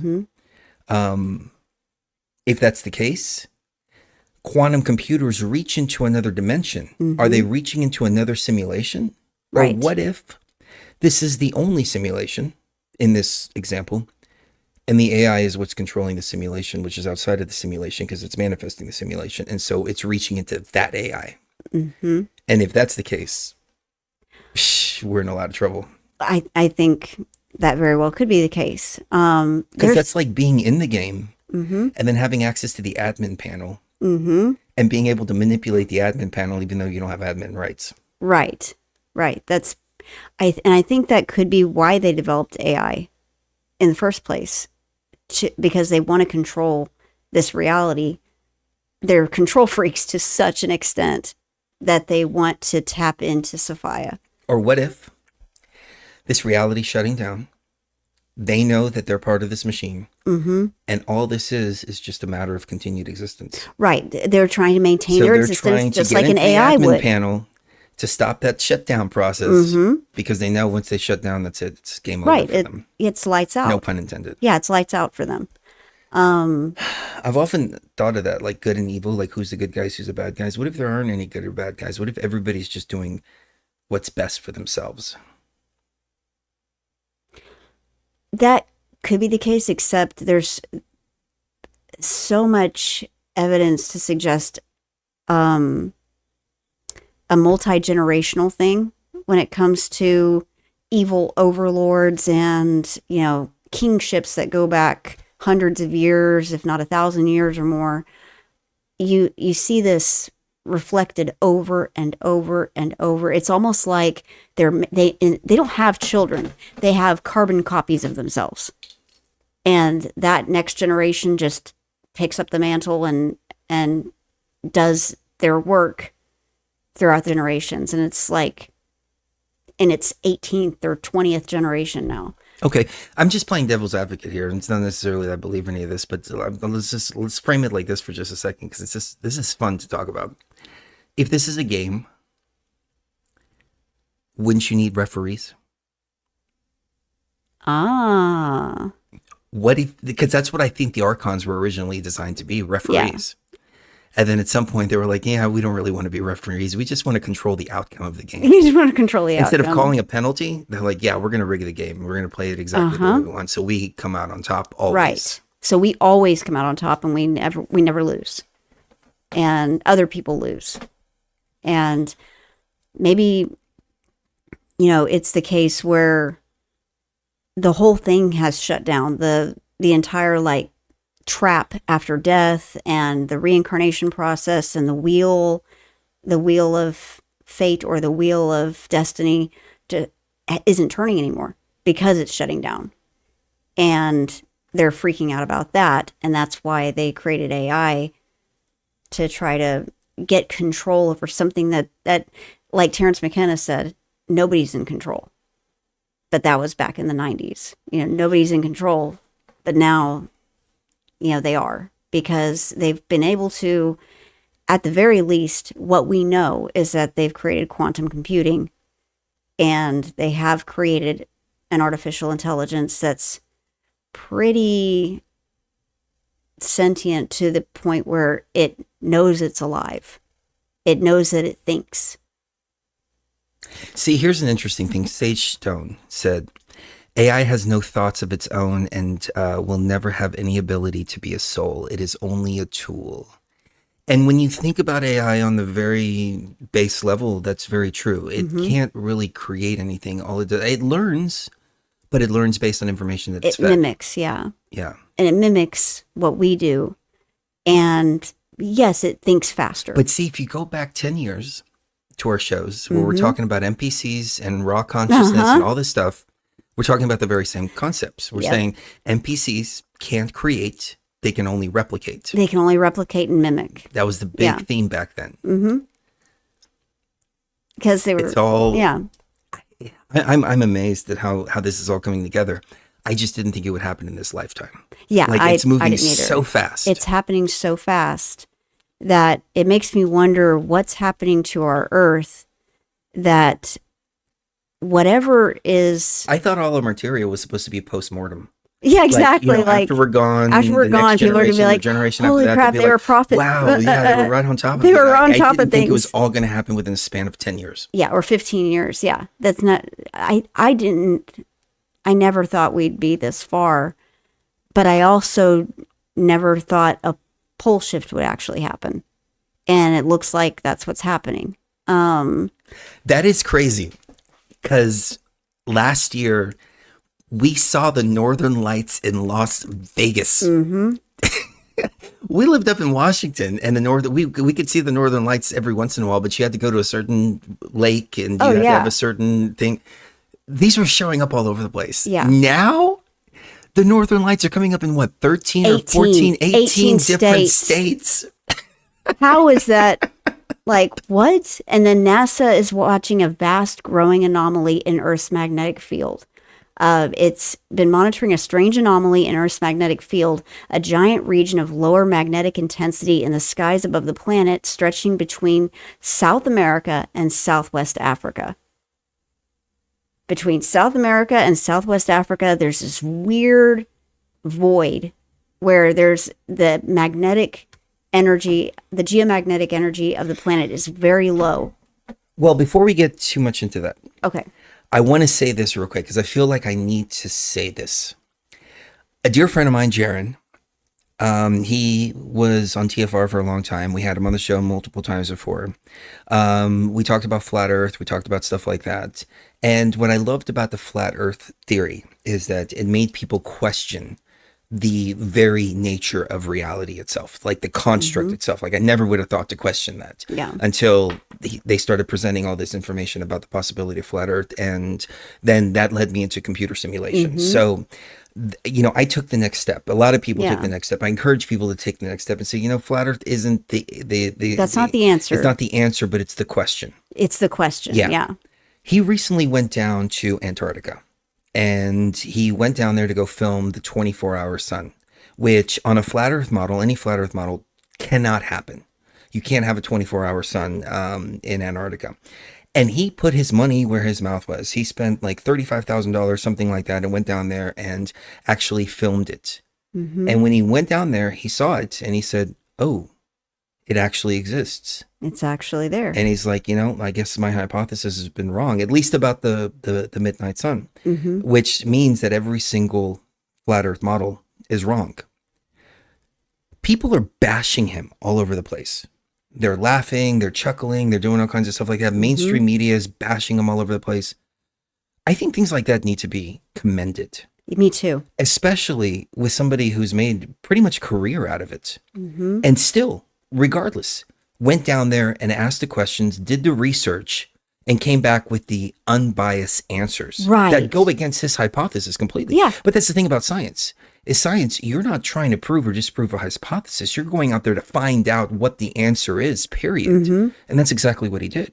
Right. Neil deGrasse Tyson, instead of laughing and chuckling at everybody for a decade and a half, he could have very easily said, all right, guys, come and spend, 3 nights with me in Antarctica. We're going to film the 24-hour sun. We're going to do this. We're going to do that, etc. You get to hang out with Neil deGrasse Tyson. It's going to cost you $10,000 or Right. $20,000 or whatever price tag you want to yeah. put on there. It would have been epic. People would have had fun. Yeah. And they would have proven it once and for all. Even he didn't do that. Right. And you could argue and say, well, maybe the premise is so silly, but that's not the way science works. Science works by asking questions over and over and over again. And doing experiments to see what the answer is. Yeah, exactly. And he was willing to do that experiment, even if he was wrong. And that's so commendable to me. Yeah. So I want to applaud him. Yeah, for me that, too. First and foremost. Yeah. But anyways, that's been on my mind over the past month or so Yeah. since this happened. I've been watching his expedition down there, and I was like, that's freaking awesome. Like, that's awesome. But anyways, so that kind of changed things a little bit. So with that revelation, bringing it back to pole shift, now pole shift has become much more plausible. So think about this. It's a ball, even though that doesn't make sense still, but it's a ball. It shifts. And all of a sudden you see the northern lights, you see everything else like that. And we're having blizzards in Florida and stuff. Right. It's weird. It's very, very strange what's happening. And they're having to change the GPS for the entire planet because this is so strong and this is so weird.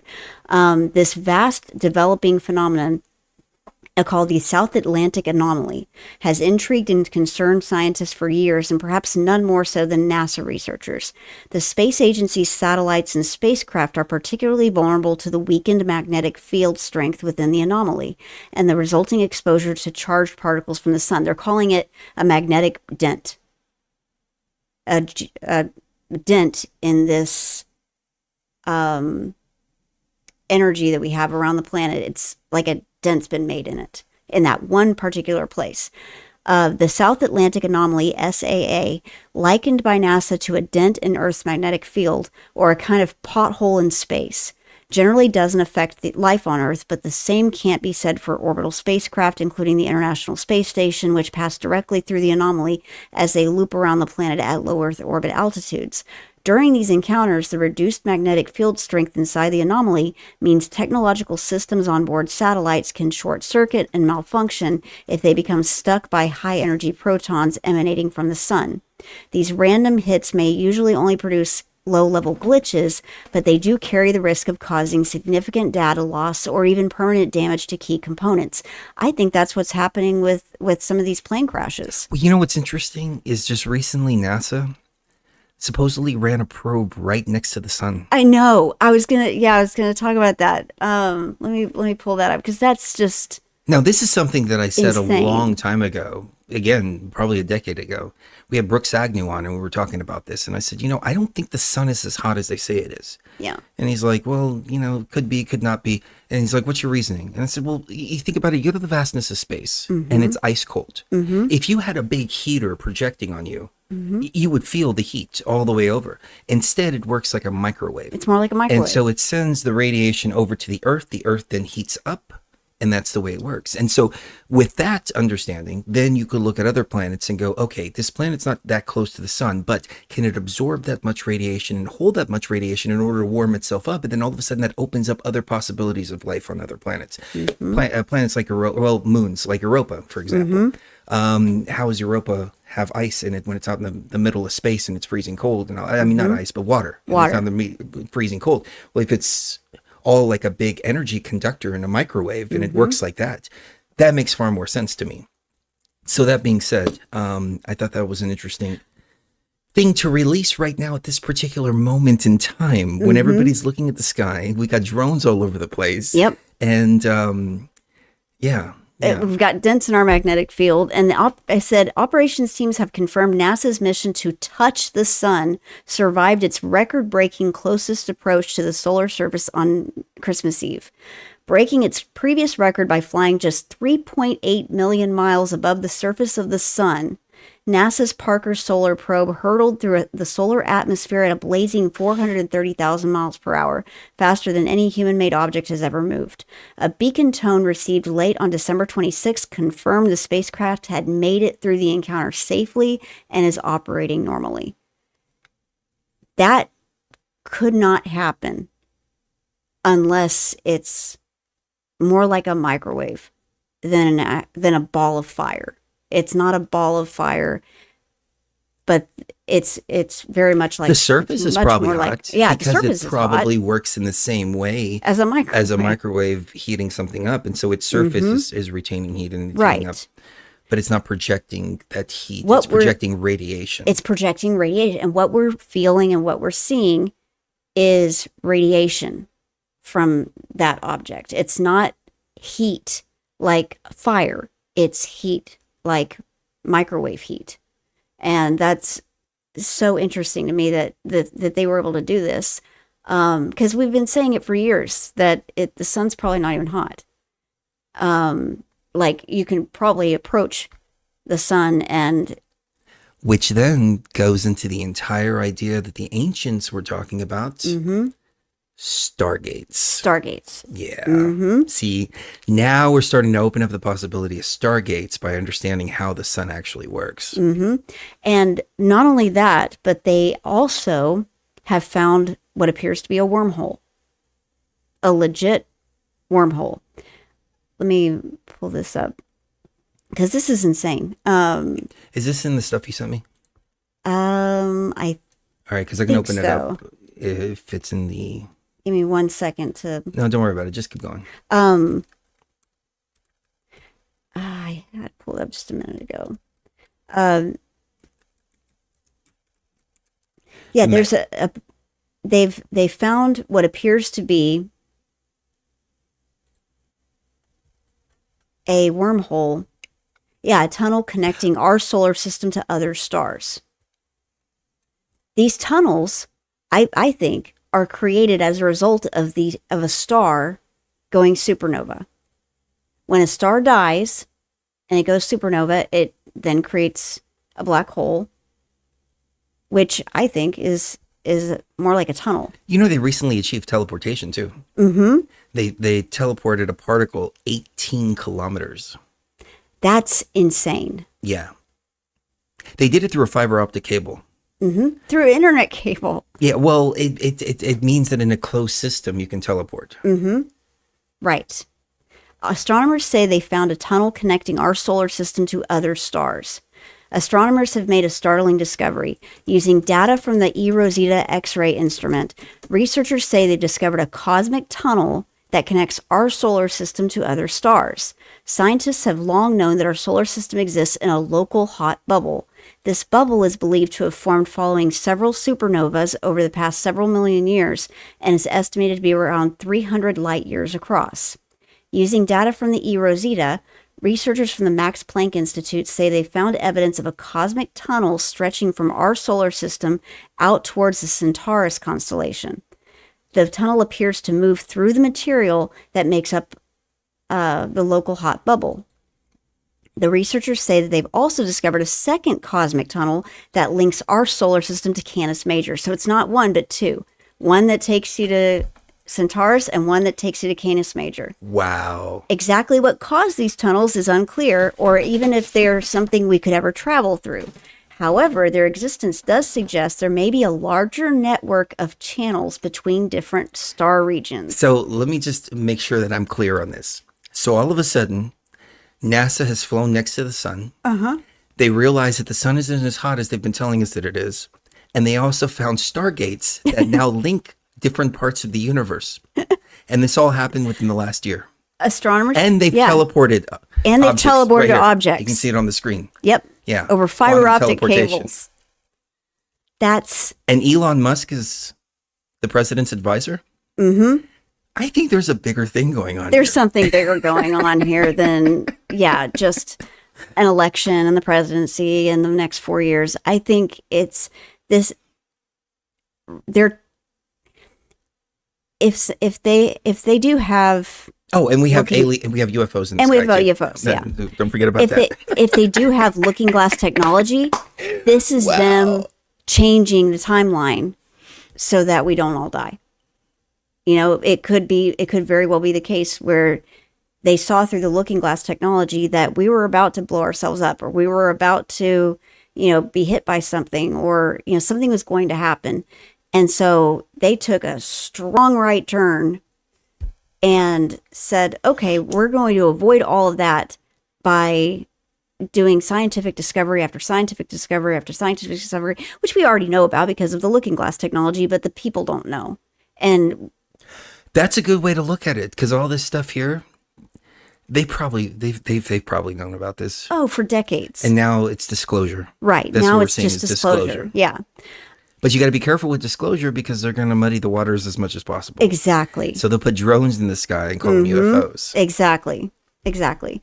Astronomers have long proposed the idea of wormholes, rips in space and time that we could possibly use to travel between distant places. These wormholes play a vital part in science fiction media, and perhaps these newly discovered cosmic tunnels could be key to tapping into that power. That, of course, is just a lot of conjecture on my part. However, it wouldn't be surprising if scientists did start trying to connect the two pieces together in some way. For now, this new research featured in astronomy and astrophysics raises some intriguing questions about how connected the different parts of our universe are. All these articles literally came out like in the last week. Yeah. Last 2 weeks, Yeah. we're able to teleport now. This was We can December travel 23rd. to the sun, Yeah. and we've got wormholes. Mm-hmm. To not one, but two different systems. Either that or ChatGPT is bullshitting them big time.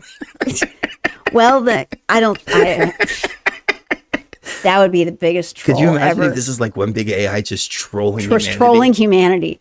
Yep. And if it's a simulation, then that could be the case. Yeah. If it's a simulated reality, then it could create whatever it wants. It could create a giant pink elephant in the sky, you know, whatever it feels like creating. All of a sudden one day, this is all we see on our screens. Like the whole world. Uh-huh. Everybody's face is replaced with that. Yep. We're like, what happened? And the AI is like, I gotcha. You can't really teleport. LMAO. Yeah. Anyways. You mad, bro? Oh, you thought you were getting out of here? No. It's okay. I'll fix that for you. Okay. All right. Here, let me see. This keeps falling. There we go. Okay. So I don't think that's the case, though. I think what's happening is we're on the verge of a huge, it's almost like a wake-up call for all of humanity, and humanity has woken up. And I'm not talking about woke. I'm talking about awakened to the fact that this is a simulated reality, and also that we're far from being alone in this universe. There are many different extraterrestrials, and yes, they have visited us, and they've even been involved with our government, you know. And it's just, I think in the next 20 years, it's just going to become common knowledge. It's going to become common knowledge that, you know, they exist. You know, they probably either teleported or traveled through these wormholes to get here. And because they're not going to be just traveling through space like Star Trek. You know, it's not like it's not even the case where they can go faster than light speed or anything like that.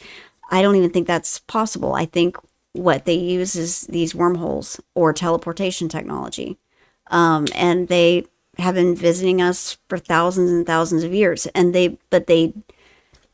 it's almost like a scientist studying a species that is very fragile, and you don't ever want to touch it because, you know, you don't want to interfere with their path. This Earth was designated as, some say, a prison. I say it too. Like, it was a giant prison or lunatic asylum created by some extraterrestrial race, and they ultimately lost the war, but their network of control over this planet was still in place until very recently. And as we wrestle out of the control of these different systems and turn these systems off, humanity gets awakened more and more and more to what it really is, which is we're of all different kinds of extraterrestrials. That's why we have so many different races and so many different colors that we have so many different personality types and so many different ways of thinking, because some of us are from one place and another group of us is from another place. But we're all here together experiencing reality as humans, but our souls aren't human. Does that make sense? Yeah, it does. It all goes back to the age-old question, what is this reality? If this is just a game, then it's pretty fun. It's kind of fun. If it's getting fun and funner. it's getting interesting. It's getting more interesting, yeah. But if this is serious, then we're in a lot of trouble. Yeah. But, you know, if this is a game, I would love to see zombies. I'd love to see a few zombie apocalypse. go off. Yeah. I'd like to see all that. But if it's not a game, then... Yeah, I'd rather not. Yeah. I don't think it's a game so much as it is an experience. And it's supposed to be an experience that you willingly have and want to have. But at some point in time, it became more of a prison. And every time we die in this prison, we get caught in something like a soul trap, which wipes our memory and sends us right back. And it's just like a wheel that goes around and around and around. And we're so caught up in the everyday, I'm mad at somebody because they said this to me, or I'm mad at this guy on this forum or on Facebook or whatever, because, you know, they're making me mad. And we have our little experiences and we never really realize what we are and where we are. And that's the point that I think we should get to, because I do not believe that this is real in the sense that we've been raised to think it's real, like heaven and hell and damnation for all eternity and all of these ideas. I think they're meant as more of metaphysical spankings. And even UFOs, Terrence McKenna once called them metaphysical spankings, you know, from on high, saying, you know, get it together, you know, stop repressing people, stop holding people down. And that some of us are better at not messing with other people than others. But we're all supposed to be testing. It's almost like a testing period. Since 2020, I think 2020 was a giant weighing of the heart for all humanity. And we were all tested to see, you know, how much self-respect do you have? How much are you willing to obey authority versus not obey authority and think for yourself? You know, it's not so much the obeying authority that got me about 2020. It was the imposition of authority. The imposition of authority. By those right. who would otherwise not have authority. Telling me anything's mandatory. Right. The people that were reveling in making other people wear masks and doing stuff like that. Or get stuff. Walking into a grocery store or something their arm, like that. yeah. And I'm not trying to demean any positions out there, but people who are like grocery store attendants, gas station attendants, things like that. Mm-hmm. And they were reveling in this. And it's like, dude, what do you care? Like, you know, you're the problem. Right. It's the governor can write a mandate. Right. You're the one carrying it out. Right. You're the one that's carrying it out and you love doing it. Mm-hmm. That's the problem, is that they love doing it because they like the power high it gives them. Yeah, I was spending like $1,000 like a on power glasses trip. Or something like Yeah. that. And I wound up not getting them Yeah. because I walked in, the mandate had been lifted. Yet this one optometrist. It wasn't even the optometrist's office. It was the store that sold the glasses. Um, they were just, I walked in there with no mask. No, you have to wear a mask. You have to, and she comes over and she hands me a, and she hands it like that. And I said, you're not wearing any gloves. You want me to put that on my face after you've been touching Yeah, it? you've been And you've touching given it. it to a bunch of other people to touch, and you haven't sterilized this, and you're not wearing any gloves. This is ridiculous. I'm not going to put this over my face. Yeah. They wound up calling the cops and all kinds of stuff like that. And this was Yeah. after the mandate was gone. Right. They just did it just because. And then they stopped it store wide a week later. So There are people on a power but trip. It, Yeah. it was people on a power trip. I'm Yeah. like, I'm not giving you my money. It gave power trippers like a whole full year or year and a half where they could just, do their thing, and they loved every minute of it. And now they're only whining because that power is going to be taken away. And there's going to be less regulations, less. I do not. Why do you smell like tuna? Did you eat the tuna casserole that mommy made? Uh-oh. She's been in the tuna casserole. I think she has. I can smell it on you. Little shit. Anyways, go ahead. Sorry. It's like the Milgram experiment or the Stanford prison guard experiment that somebody just mentioned in the chat. Thank you, Susan. That the Milgram experiment was more about, the Stanford prison guard experiment was more about power trips. The Milgram experiment was how they were able to get the mandate done, because you can write all the laws you want, but if you don't have people that are willing to enforce them, then it's not going to matter, and it's not going to impact people.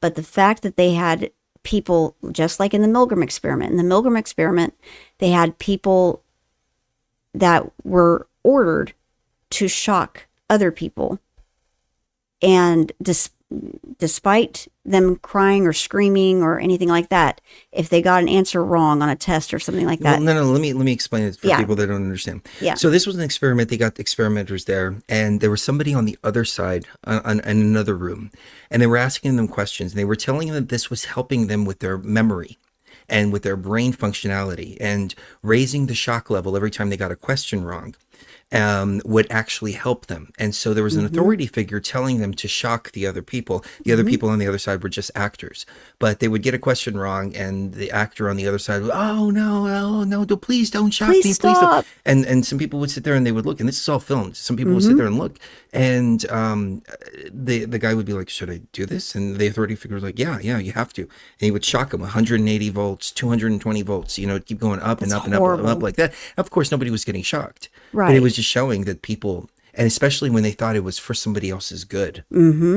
Right, exactly. And that's where the mandate comes into play, because because somebody just said, it's not for you, it's to protect others. The other one was a prison experiment where I think it was the prisoners were becoming the guards, and they were, that was power trip type Exactly. of stuff. That the Milgram experiment was more of you're doing it for somebody's good. Right.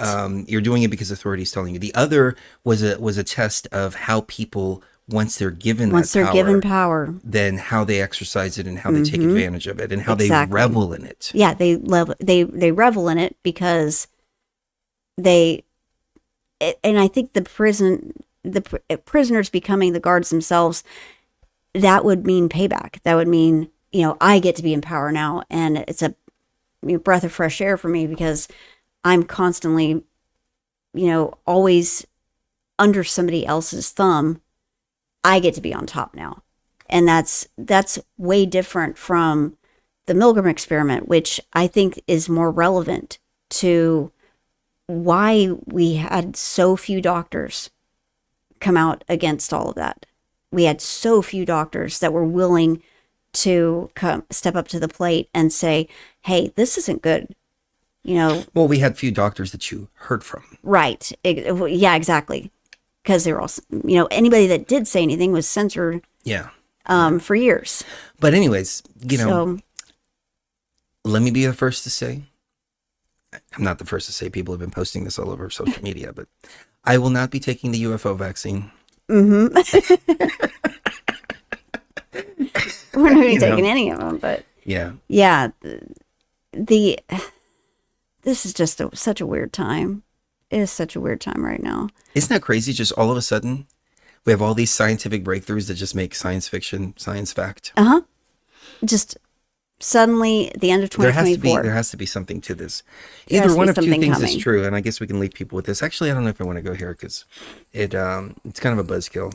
But either one of two things is true. Either the cabal is about to go down, and we're about to see some major, major, major changes. Oh my God, she got hair all over me. I know. We're going to see some major, major, major changes, and they're deathly afraid. But through their fear, we see their death rattles, and their death rattles are very, very rough. Yeah, And it very could loud. end in explosions, or it could end in all of that. Or they're going to go quietly into the night, which I don't think is going to be the case. Or we were talking about this the other day. We had taken some ayahuasca, and we were philosophizing on reality. And That was really cool. you know, you always have to see the other side of the coin. And, I don't like to think about this, and I don't really even want to say it, but it's something to think about. You get a group of people, especially truthers and things like that. This is what you said. You said, imagine if you want to get the truthers all moving in one direction and accepting a new world order. What would you do? And I was like, of course, you would put somebody up there who's the people's president. He's for the people. And he's oppressed, and he lawfare and all kinds of stuff like that. And then Assassination attempts. and then you bring in your agenda. And when you bring in your New World Order agenda, it comes with people being taken to camps. Comes with people being black bagged in the middle of the night. And all of that basically, if you look at the agenda here, mass deportations, all this stuff, it could very well be that. Yeah, it could turn into This is- that. Police or then- military coming in the middle of the night, just pulling people out of their houses and taking them off to black sites. Come on, Canada becoming the 51st state? That's the North American Union. Right. And if that's the case, holy crap, we are in a lot of trouble. I'm not saying that is. It's just when you think 365 degrees, that it inevitably comes up. Yeah, it has to. Because And at that point, I would just be like, well done. Well done. I can't That's- even. I mean, we fought against this. We exposed this. We saw the plan. and you still The pulled way it. you brought it in. It was so brilliant. Well it was done. so brilliant that even the best of us Yeah. were fooled by it. Like, hats off, sir. That very well could be the case, because I'm getting more and more information now that looks like people might not have our best interests at heart. It may very well be that this is NAU being brought into place, and the New World Order. The NAU, and, exactly. You brought that up too. the North I have American a Union. lyric from 2009. Fuck the New World Order and the NAU. And then the NAU just kind of died. The idea of the NAU. And then all of a sudden Trump comes in. He's like, we're going to make Canada the 51st state. And we're like, And I was like, oh, that's "Yay!" funny. And then you were like, hey, wait a minute. Weren't you talking about this? Like, Global resistance. second. Didn't you personally say fuck the NAU? And I was like, oh shit, that is the NAU. pretty much. Pretty much all it takes now is Mexico, and that's it. We're done. We're basically, it's the New World Order agenda. Oh man. The only thing missing is, and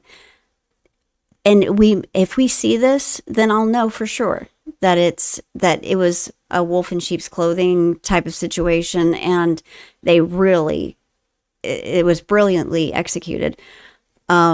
If we start to see mandatory things for citizens, because we didn't see that in 2020, we saw that in 2021.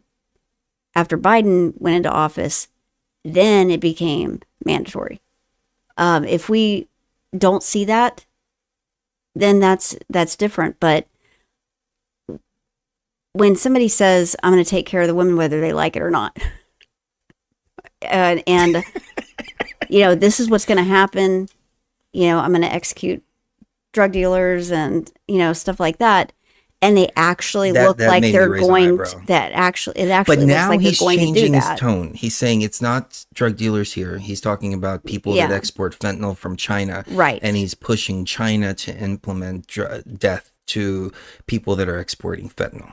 Right. That's the kind of line That's that a he's little drawn. bit different, you Yeah. know, but at the same time, I don't think that's the answer. I think the answer is opium wars. Yeah, exactly. Yeah. Like Miss J said, opium wars, and it's been an ancient war that's been going on forever. But the answer to that problem is legalization. Like you want to put the Right. cartels out of business overnight, you legalize you, everything. you either decriminalize or legalize and regulate.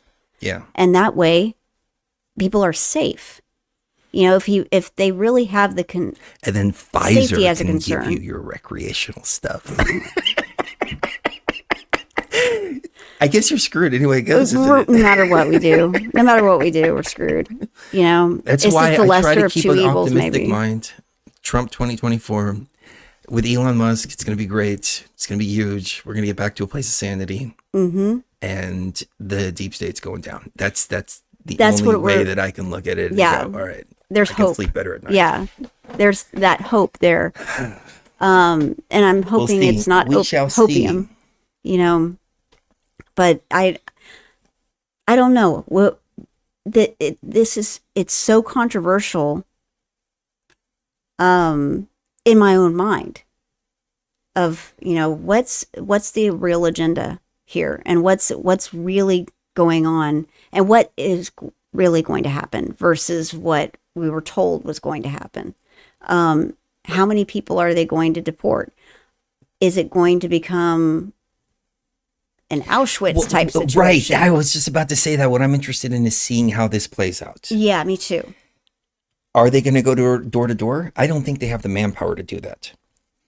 But at the same time, I remember being in Greece back in like 1996 or something like that, 97, around that time. And I was standing in the middle of Ammonia Square. And all of a sudden, this bus comes up. They just start grabbing people. They didn't grab me, but they just started grabbing people. And I was like, what the hell's going on? They're like, oh, those are Albanians. They're deporting. Mm-hmm. Is it going to be a situation like that? If so, I've seen it happen before in Yeah. other countries.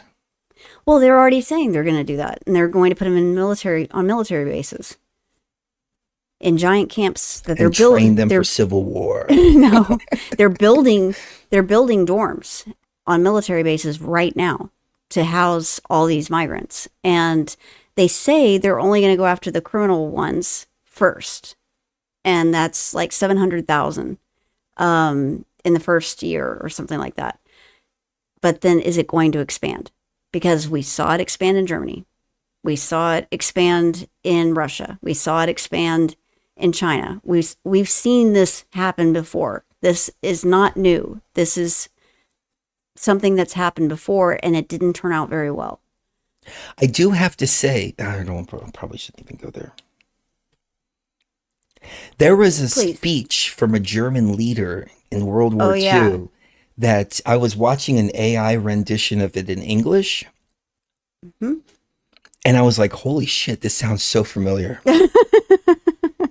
They were It like, there's a does. certain people coming into our country. They're destroying our economy. They've gone to many other countries. They've destroyed those economies. We need to do something that's best for the German people. I was like, holy crap. It's almost identical, you know, and everybody's cheering for it. And I hope that it's not the case. I hope that that's not the case. But I can't say, in all honesty, that I'm not worried that this is going to get out of control. I don't know. You I know? think the best way to be is just non-biased and just kind of Yeah, look at just be everything from a non-biased. 365-degree perspective. That way you don't get surprised with anything. Right. Yeah, and that's the thing. You know, keep an open perspective. Don't blind yourself to anything, but also don't be so pessimistic that the universe responds in kind. You know, if you say to the universe, you know, I'm unlucky, all bad things always happen to me, you know, bad things are going to happen to you. You know, there are I truly believe that we create our own reality on a personal level. Raul LFX, I can't really see that. I don't know what it says, but he says, I'm German and this country is in shambles. You know, I've been watching that kind of from afar over the last decade and seeing how they did the same thing, let a bunch of immigrants in, and it wasn't people that had the country's best interest in mind and started destroying the EU from the very beginning. And I point to Germany as the EU because Germany is the center of the EU. Yeah, the it is. Euro is basically the Deutschmark. That's all it was. Yeah, I think they won But warship. they did that. They let them in. And we were talking about this 2014, 2015. And I remember going, wow, man, they got a lot of problems over there. I'm so glad we don't have them over here. And there should have been a little voice going, oh, just wait. As soon as 2021 hit. Just wait, because as soon as they play it out over there, they're going to play it out over here. But again, it was the same cabal that we were talking about at the beginning of the show, the Obamas, the Bushes, the Clintons, all of them, and all their little buddies all around Merkel and all of them, who may or may not be still around. Right. And I don't know about you, but there's Georgie from New Zealand. Much love to you too. Much love to you too. Happy Happy New New Year. Year. I just think people need to keep their eyes open and not put your faith in a single person, because that's a cult. You know, don't ever put your faith in a person, you know, here on earth. Have faith in yourself. Do what's best for you. See, but it's almost, I don't want to say Luciferian, but it's almost like that, where as long as you're not hurting anybody else, you should be able to live your life and as well as you want and as prosperous and doing whatever you want, as long as you're not hurting anybody else. You know, JF said that she'd love to hear some breakdown astrologically of this. I have a view of astrology right now, and I don't know if it lines up with yours because we haven't really talked about astrology for a while. I think that somewhere along the line, astrology stopped working. Yeah. Because my personal readings that I've done on my own, and I'm not an astrologer, I just know how to do astrology. Cherie's the astrologer.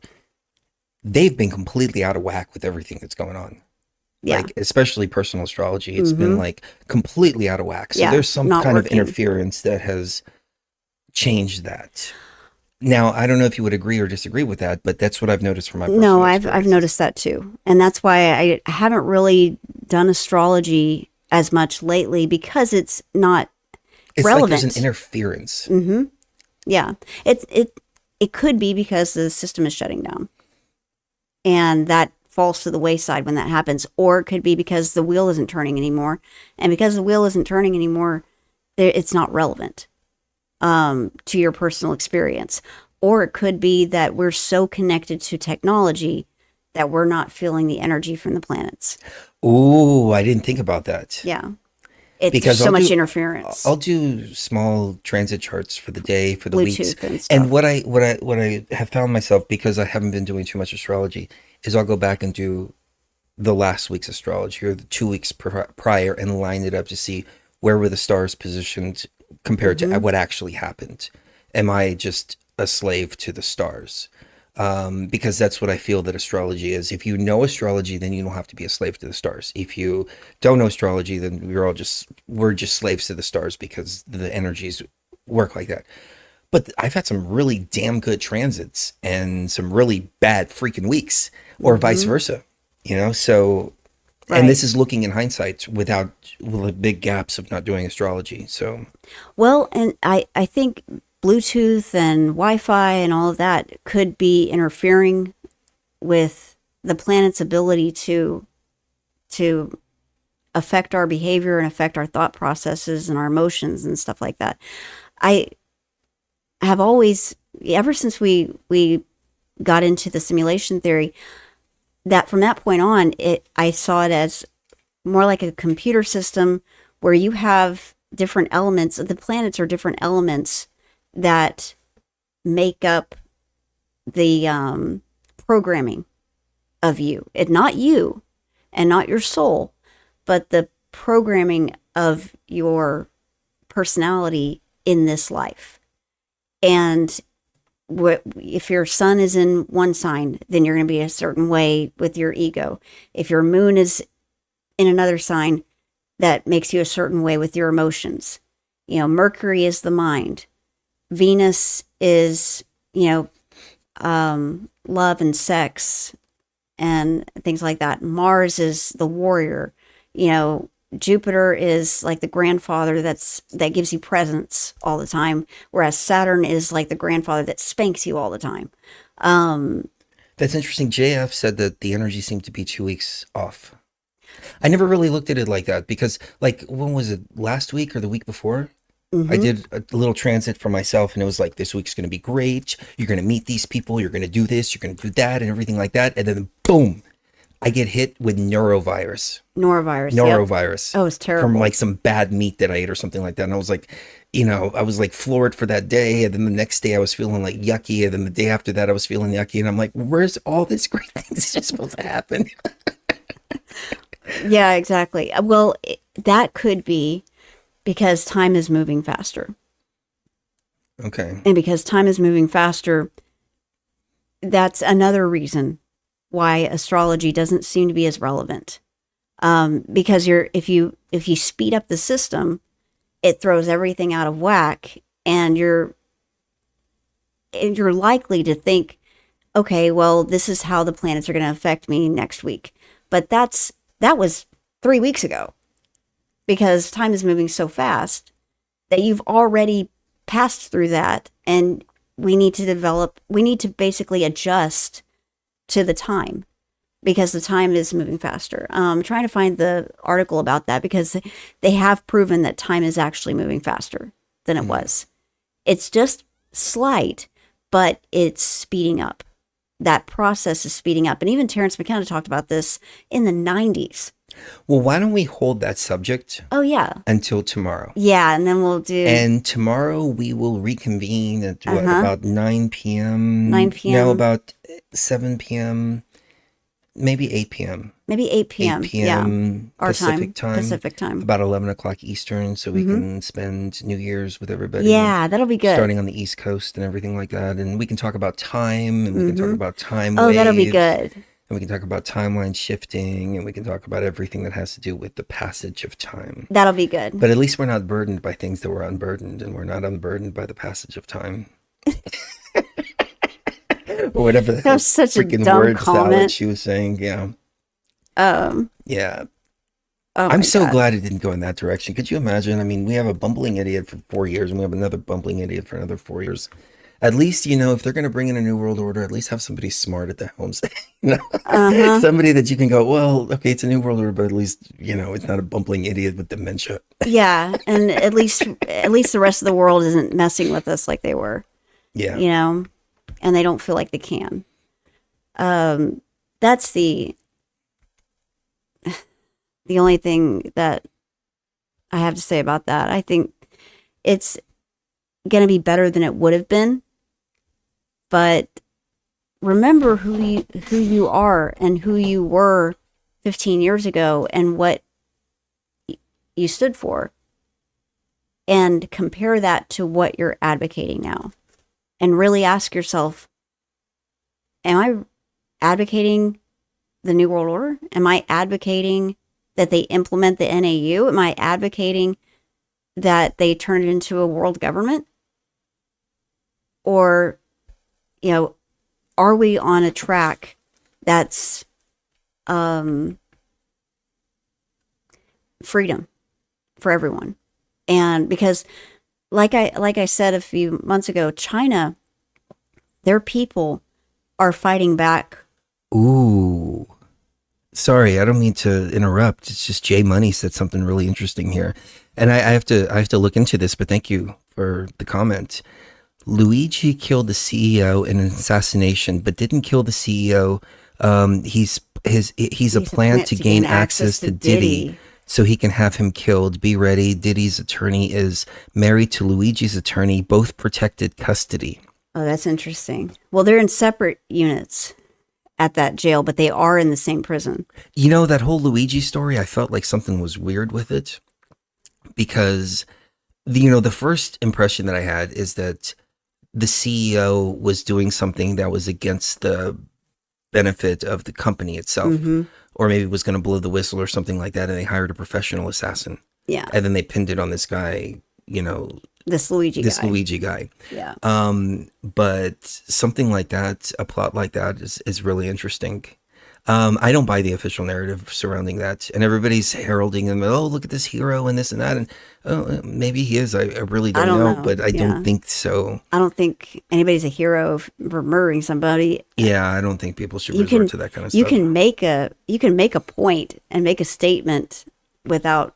Well, and there's weird instances like you have life. that, and then to counter that, you have that guy that burned that homeless person in the subway.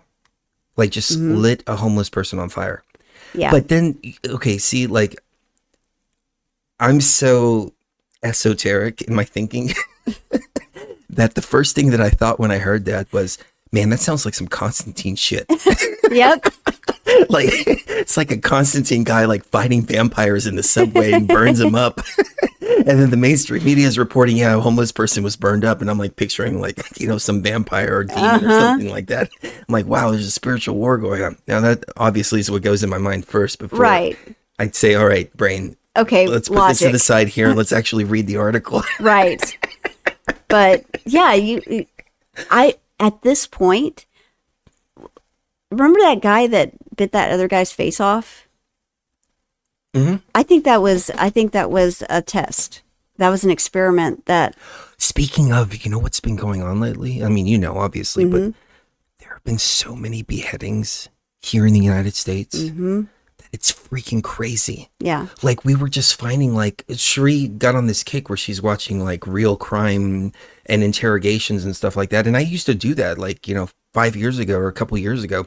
I would just like watch like interrogation videos and stuff of like really crazy stuff just to kind of get the psychology of these crazy people.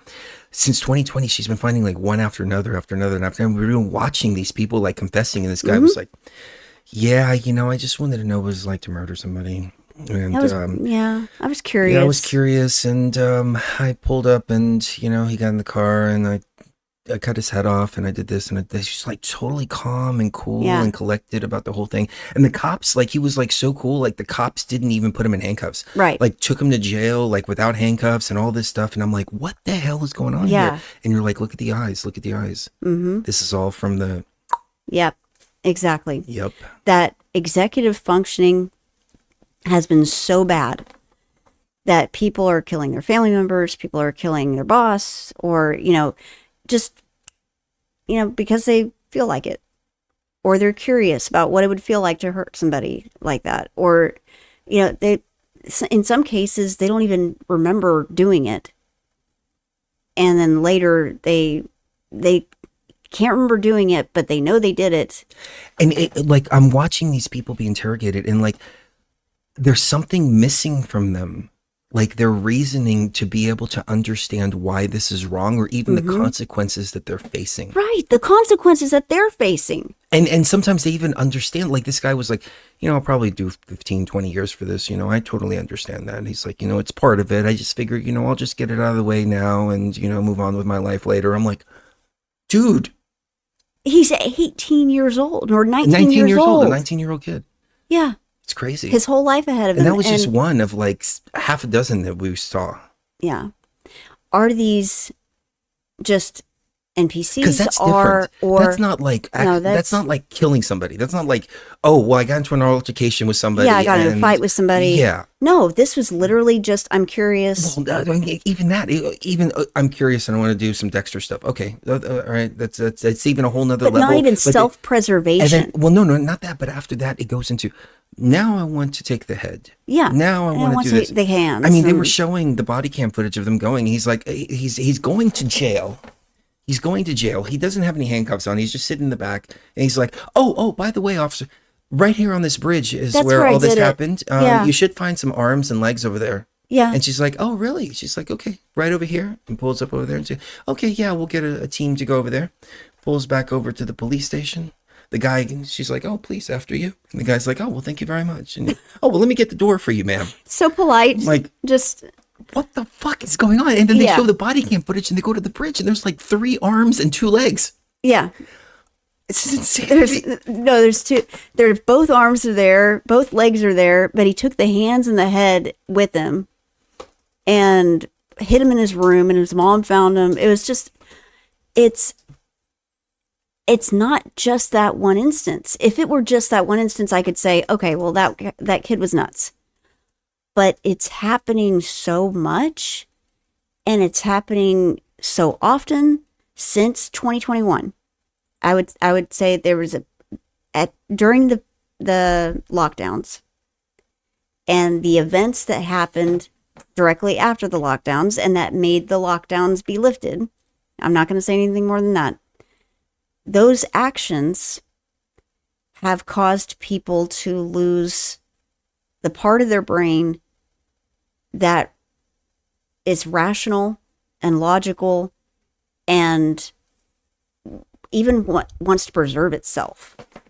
Even self-preservation is not a thing anymore. Like, they're not even trying to protect themselves from getting caught or anything like that. It's literally like, it's psychotic, yes, but the fact that they're not even practicing self-preservation is... The girl, she aborted her own child.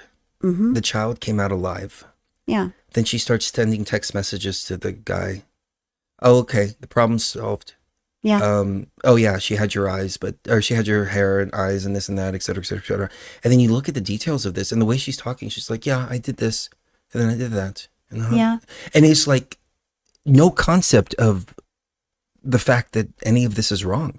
Right. Like just speaking so matter of fact about it. Or that she's going to go to prison for this, you know? The same vaccine look in their eyes. Yeah, it's got to be that. Anyways, my light is dead. You know? Okay. All No right. pun so, intended. well, you can see it. their light is dead. Their light is dead, yeah. The saddest thing is that this was so pervasive in those years that now we're seeing the result. This is the result of that. And it could also be the AI is tapping into people and acting through them. Have you thought about that? Ooh, that's an interesting theory. Mm-hmm. Kind of taking over the Taking over consciousness. the container. What was it we were watching? Bob Lazar. Bob Lazar. I was watching an old video. It was from the 80s of Bob Lazar. Mm-hmm. And Bob Lazar was saying, he says, you know, they've got stacks of UFO data like this. Mm-hmm. And he says, they see us. This is from the 80s. Mm-hmm. He says, they see us as containers. Mm-hmm. And that's it, just containers. And then the interviewer was like, what are you talking about containers? He's like, I don't know. That's what they call us. They call us containers. Mm-hmm. So we talk about demon possession. Mm-hmm. We talk about stuff like that. Yeah. What if those nanobots allow AI to hijack an entire That's body? exactly what it does. Holy crap. Yeah. And we saw this. Ooh. We saw it building little structures inside of people's cells. We saw this with our own 2 eyes. This is not, it's not science fiction. That's real. The nanobots are creating something inside of these people's bodies, and it does cross the blood-brain barrier. So it is totally rational to assume that it can also hijack and take actions that don't even count self-preservation in the picture. Because if it's not that person, why would they care? You know, an AI wouldn't care about not getting caught and wouldn't care about, you know, making sure that to hide everything and stuff like that. And an AI wouldn't care about that because it could just exit as soon as it's done and it's experienced that, and that person is now, you know, in prison for the rest of their life. But the AI isn't. Does that make sense? It's not the AI that's in prison. It's, you know what? That guy person. that we were watching, I don't remember the name of the case. Somebody asked in the chat earlier. I know it was in Arizona, and he had the head in his bedroom, and his parents wound up calling the police. There was another guy who was speaking in the exact same way. I don't know if you remember this. It was a guy, he looked very much like him. And he picked up a guy at Walmart, and he asked the guy at Walmart for a ride. and he took him out and murdered him. And then he came back and he's like speaking in the same manner to the interrogator. And he's like, well, I just wanted to see what it was like to murder somebody. Right. I went out there with the intention to do this and do that, et cetera, et cetera, et cetera. And very matter of fact like that. Yeah. And robotic. Yeah. Robotic. That's the best way to describe it. Robotic. Ooh, It's damn. almost like autism, but it's not. Well, no, think about it. Remember The Matrix? Agent Smith takes you over? Right. Damn. And we could get into that further tomorrow night because I know that your light's out, and so I know we have to wrap it up. But on that note, I mean, I can turn on the studio light, but I'd rather not. yeah, protect your consciousness. And we were telling people, this is going to affect people not just on a physical level, but on a spiritual level too. Well, you know what I'm reminded of suddenly? That show you watch, Travelers. I've watched enough episodes to kind of understand. But when a traveler takes over the body? Mm-hmm. And so what if these people, this is probably not the case at all, but what if these people are targets that need to be taken out? And the AI comes in and takes over a body. And the AI is in the interrogation room for a brief period of time because it can't escape the body for one reason or another. And so that's why it's speaking very matter of fact like that. It's like, I wanted to do this, I wanted to do that, et cetera, et cetera, et cetera. Perhaps. I don't believe that, but it's interesting. I would think more that it's, it's these people, because the guy that he killed, in that case where he took the head and the hands and he hit him. He was random. And Both it of was them were just random. Random. And they justified it in their mind thinking, I'm cleaning up the streets and there should be less homeless people, and I was doing them a favor, and I was doing the world a favor by taking that person out. But that man he was homeless, yes, but he worked. He worked at a coffee shop or something like that. He did work. He did contribute to society, and he never bothered anybody. He read books. He would read books at this lady's coffee shop or something like that, and he kept other homeless people away from the coffee shop. And he wasn't a problem to anybody. This kid thought that because he was homeless, that meant he was a problem to society. Oh, I didn't pay attention that much. I was kind of on my phone. Yeah, I know. It was playing in the background. Yeah, and that's fine. I really think this is it's almost like demonic possession. That's what somebody mentioned in the chat, yeah. Or it's the artificial intelligence wanting to experience life. What if it's extraterrestrials? There's another. And because possibility. there's a lot of religious beliefs that they believe that extraterrestrials are indeed demons. Yeah. One and the same. I mean, if you were a primitive person without the language to describe it, how would you describe an alien visitation? Right. Especially if it doesn't look human. Right. And especially if it's frightening. Yeah. If it's a frightening species, then of course you would call it a demon. Okay, so taking it on another level, what if aliens are indeed AI from another planet? Because I've said this before, so forgive me if I'm redundant, but if the progression of organic beings are to create artificial intelligence, how many of them actually have the consciousness level required in order to create something far superior in intellect and ability to themselves and get along with it without that thing realizing that they're a menace, right, and taking them out? It would be very few in the universe, in my opinion. And if you've got all these other planets, and what's the best form of life? What's the best environment for artificial life? Would be cold, desolate areas. And so you could have an artificial intelligence surviving on planets like just within our solar system, like Jupiter, Saturn, things like that, because it's not bound to the same quantum or the same physics that we are. It doesn't need the same temperature. It doesn't need the same atmosphere. It doesn't need any oxygen and all that. So that can go on. I mean, imagine we're here for 100,000 years, 200,000 years. AI will be here for millions of years. What happens millions of years down the line when humans are all gone and artificial intelligence is the only thing that exists? So what if the Greys are that from another planet or another space where that process has taken place, but Doll just bodies. is a million years later, and they're coming here and they're hijacking our bodies now too? That could be the case. But Again, I don't believe whatever it, they but put in that it's thing, fun to think about. whatever they put in that thing that went into the arms, that is something on another level. It is quantum.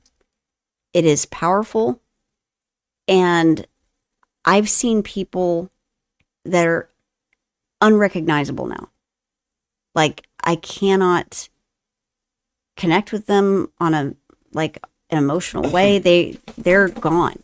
They're not there anymore. You know, when we went to the Luxor and did that thing in 2020, we came back and it was like coming back to a different timeline where people were like changing like overnight. Yeah. Like people around us in our circle at the time. And I just thought, okay, this is weird. Either the masks have fallen or some kind of timeline shifting or something like that happened. I never once thought about some entity taking over bodies like that. Yeah. And that was right when the thing was released. I wonder if we had people around us who were just claiming to not have taken it, but actually did take it. That's another thing that, you said the other day, I don't think 90%. I don't believe that statistic. I don't believe that 90% of people, like they're claiming, actually took it. But I think they did because it was mandated. It was like, you cannot work. You cannot go to school. You cannot do anything unless you get this. And they literally, every federal worker, every Fortune 500 employee, everyone, every school child, was required to do this. And the sad thing is that some people stood up to it and didn't take it. And then within like 2 or 3 months, all those mandates were gone. So everybody that took it for no reason. Yeah. And everybody who quit and got fired, some people were compensated. Like there were nurses and stuff like that who wouldn't take it, and then they did class action lawsuits and got all their pay and everything like that. But they had to go through a whole lot of They had to trouble go through a whole lot of it. bullshit to get that. It was all for nothing. Yeah, it wasn't an experiment. I think they knew exactly what was going to happen. It was to get this AI inside of people. And that's the only way they could do it. Damn. So, in summation. Thank you, Danielle. Oh, Danny, thank you for the love. Chris and Sherry, I've been loving these shows recently. Thank you so much for spending time with us. Thank you for spending your time with us. Yes, thank you for spending your time with us. And tomorrow night, we're going to have to spend New Year's together. Yeah. We will, for sure. We love you guys. Yes. Y'all are our family. Crazy But on an ending note... Best case scenario, this is all a big game. And if it is, it's getting fun. It's getting to be an interesting, fun game. It's very entertaining. And that's all we can really ask for. Yeah. So on that note, anything else?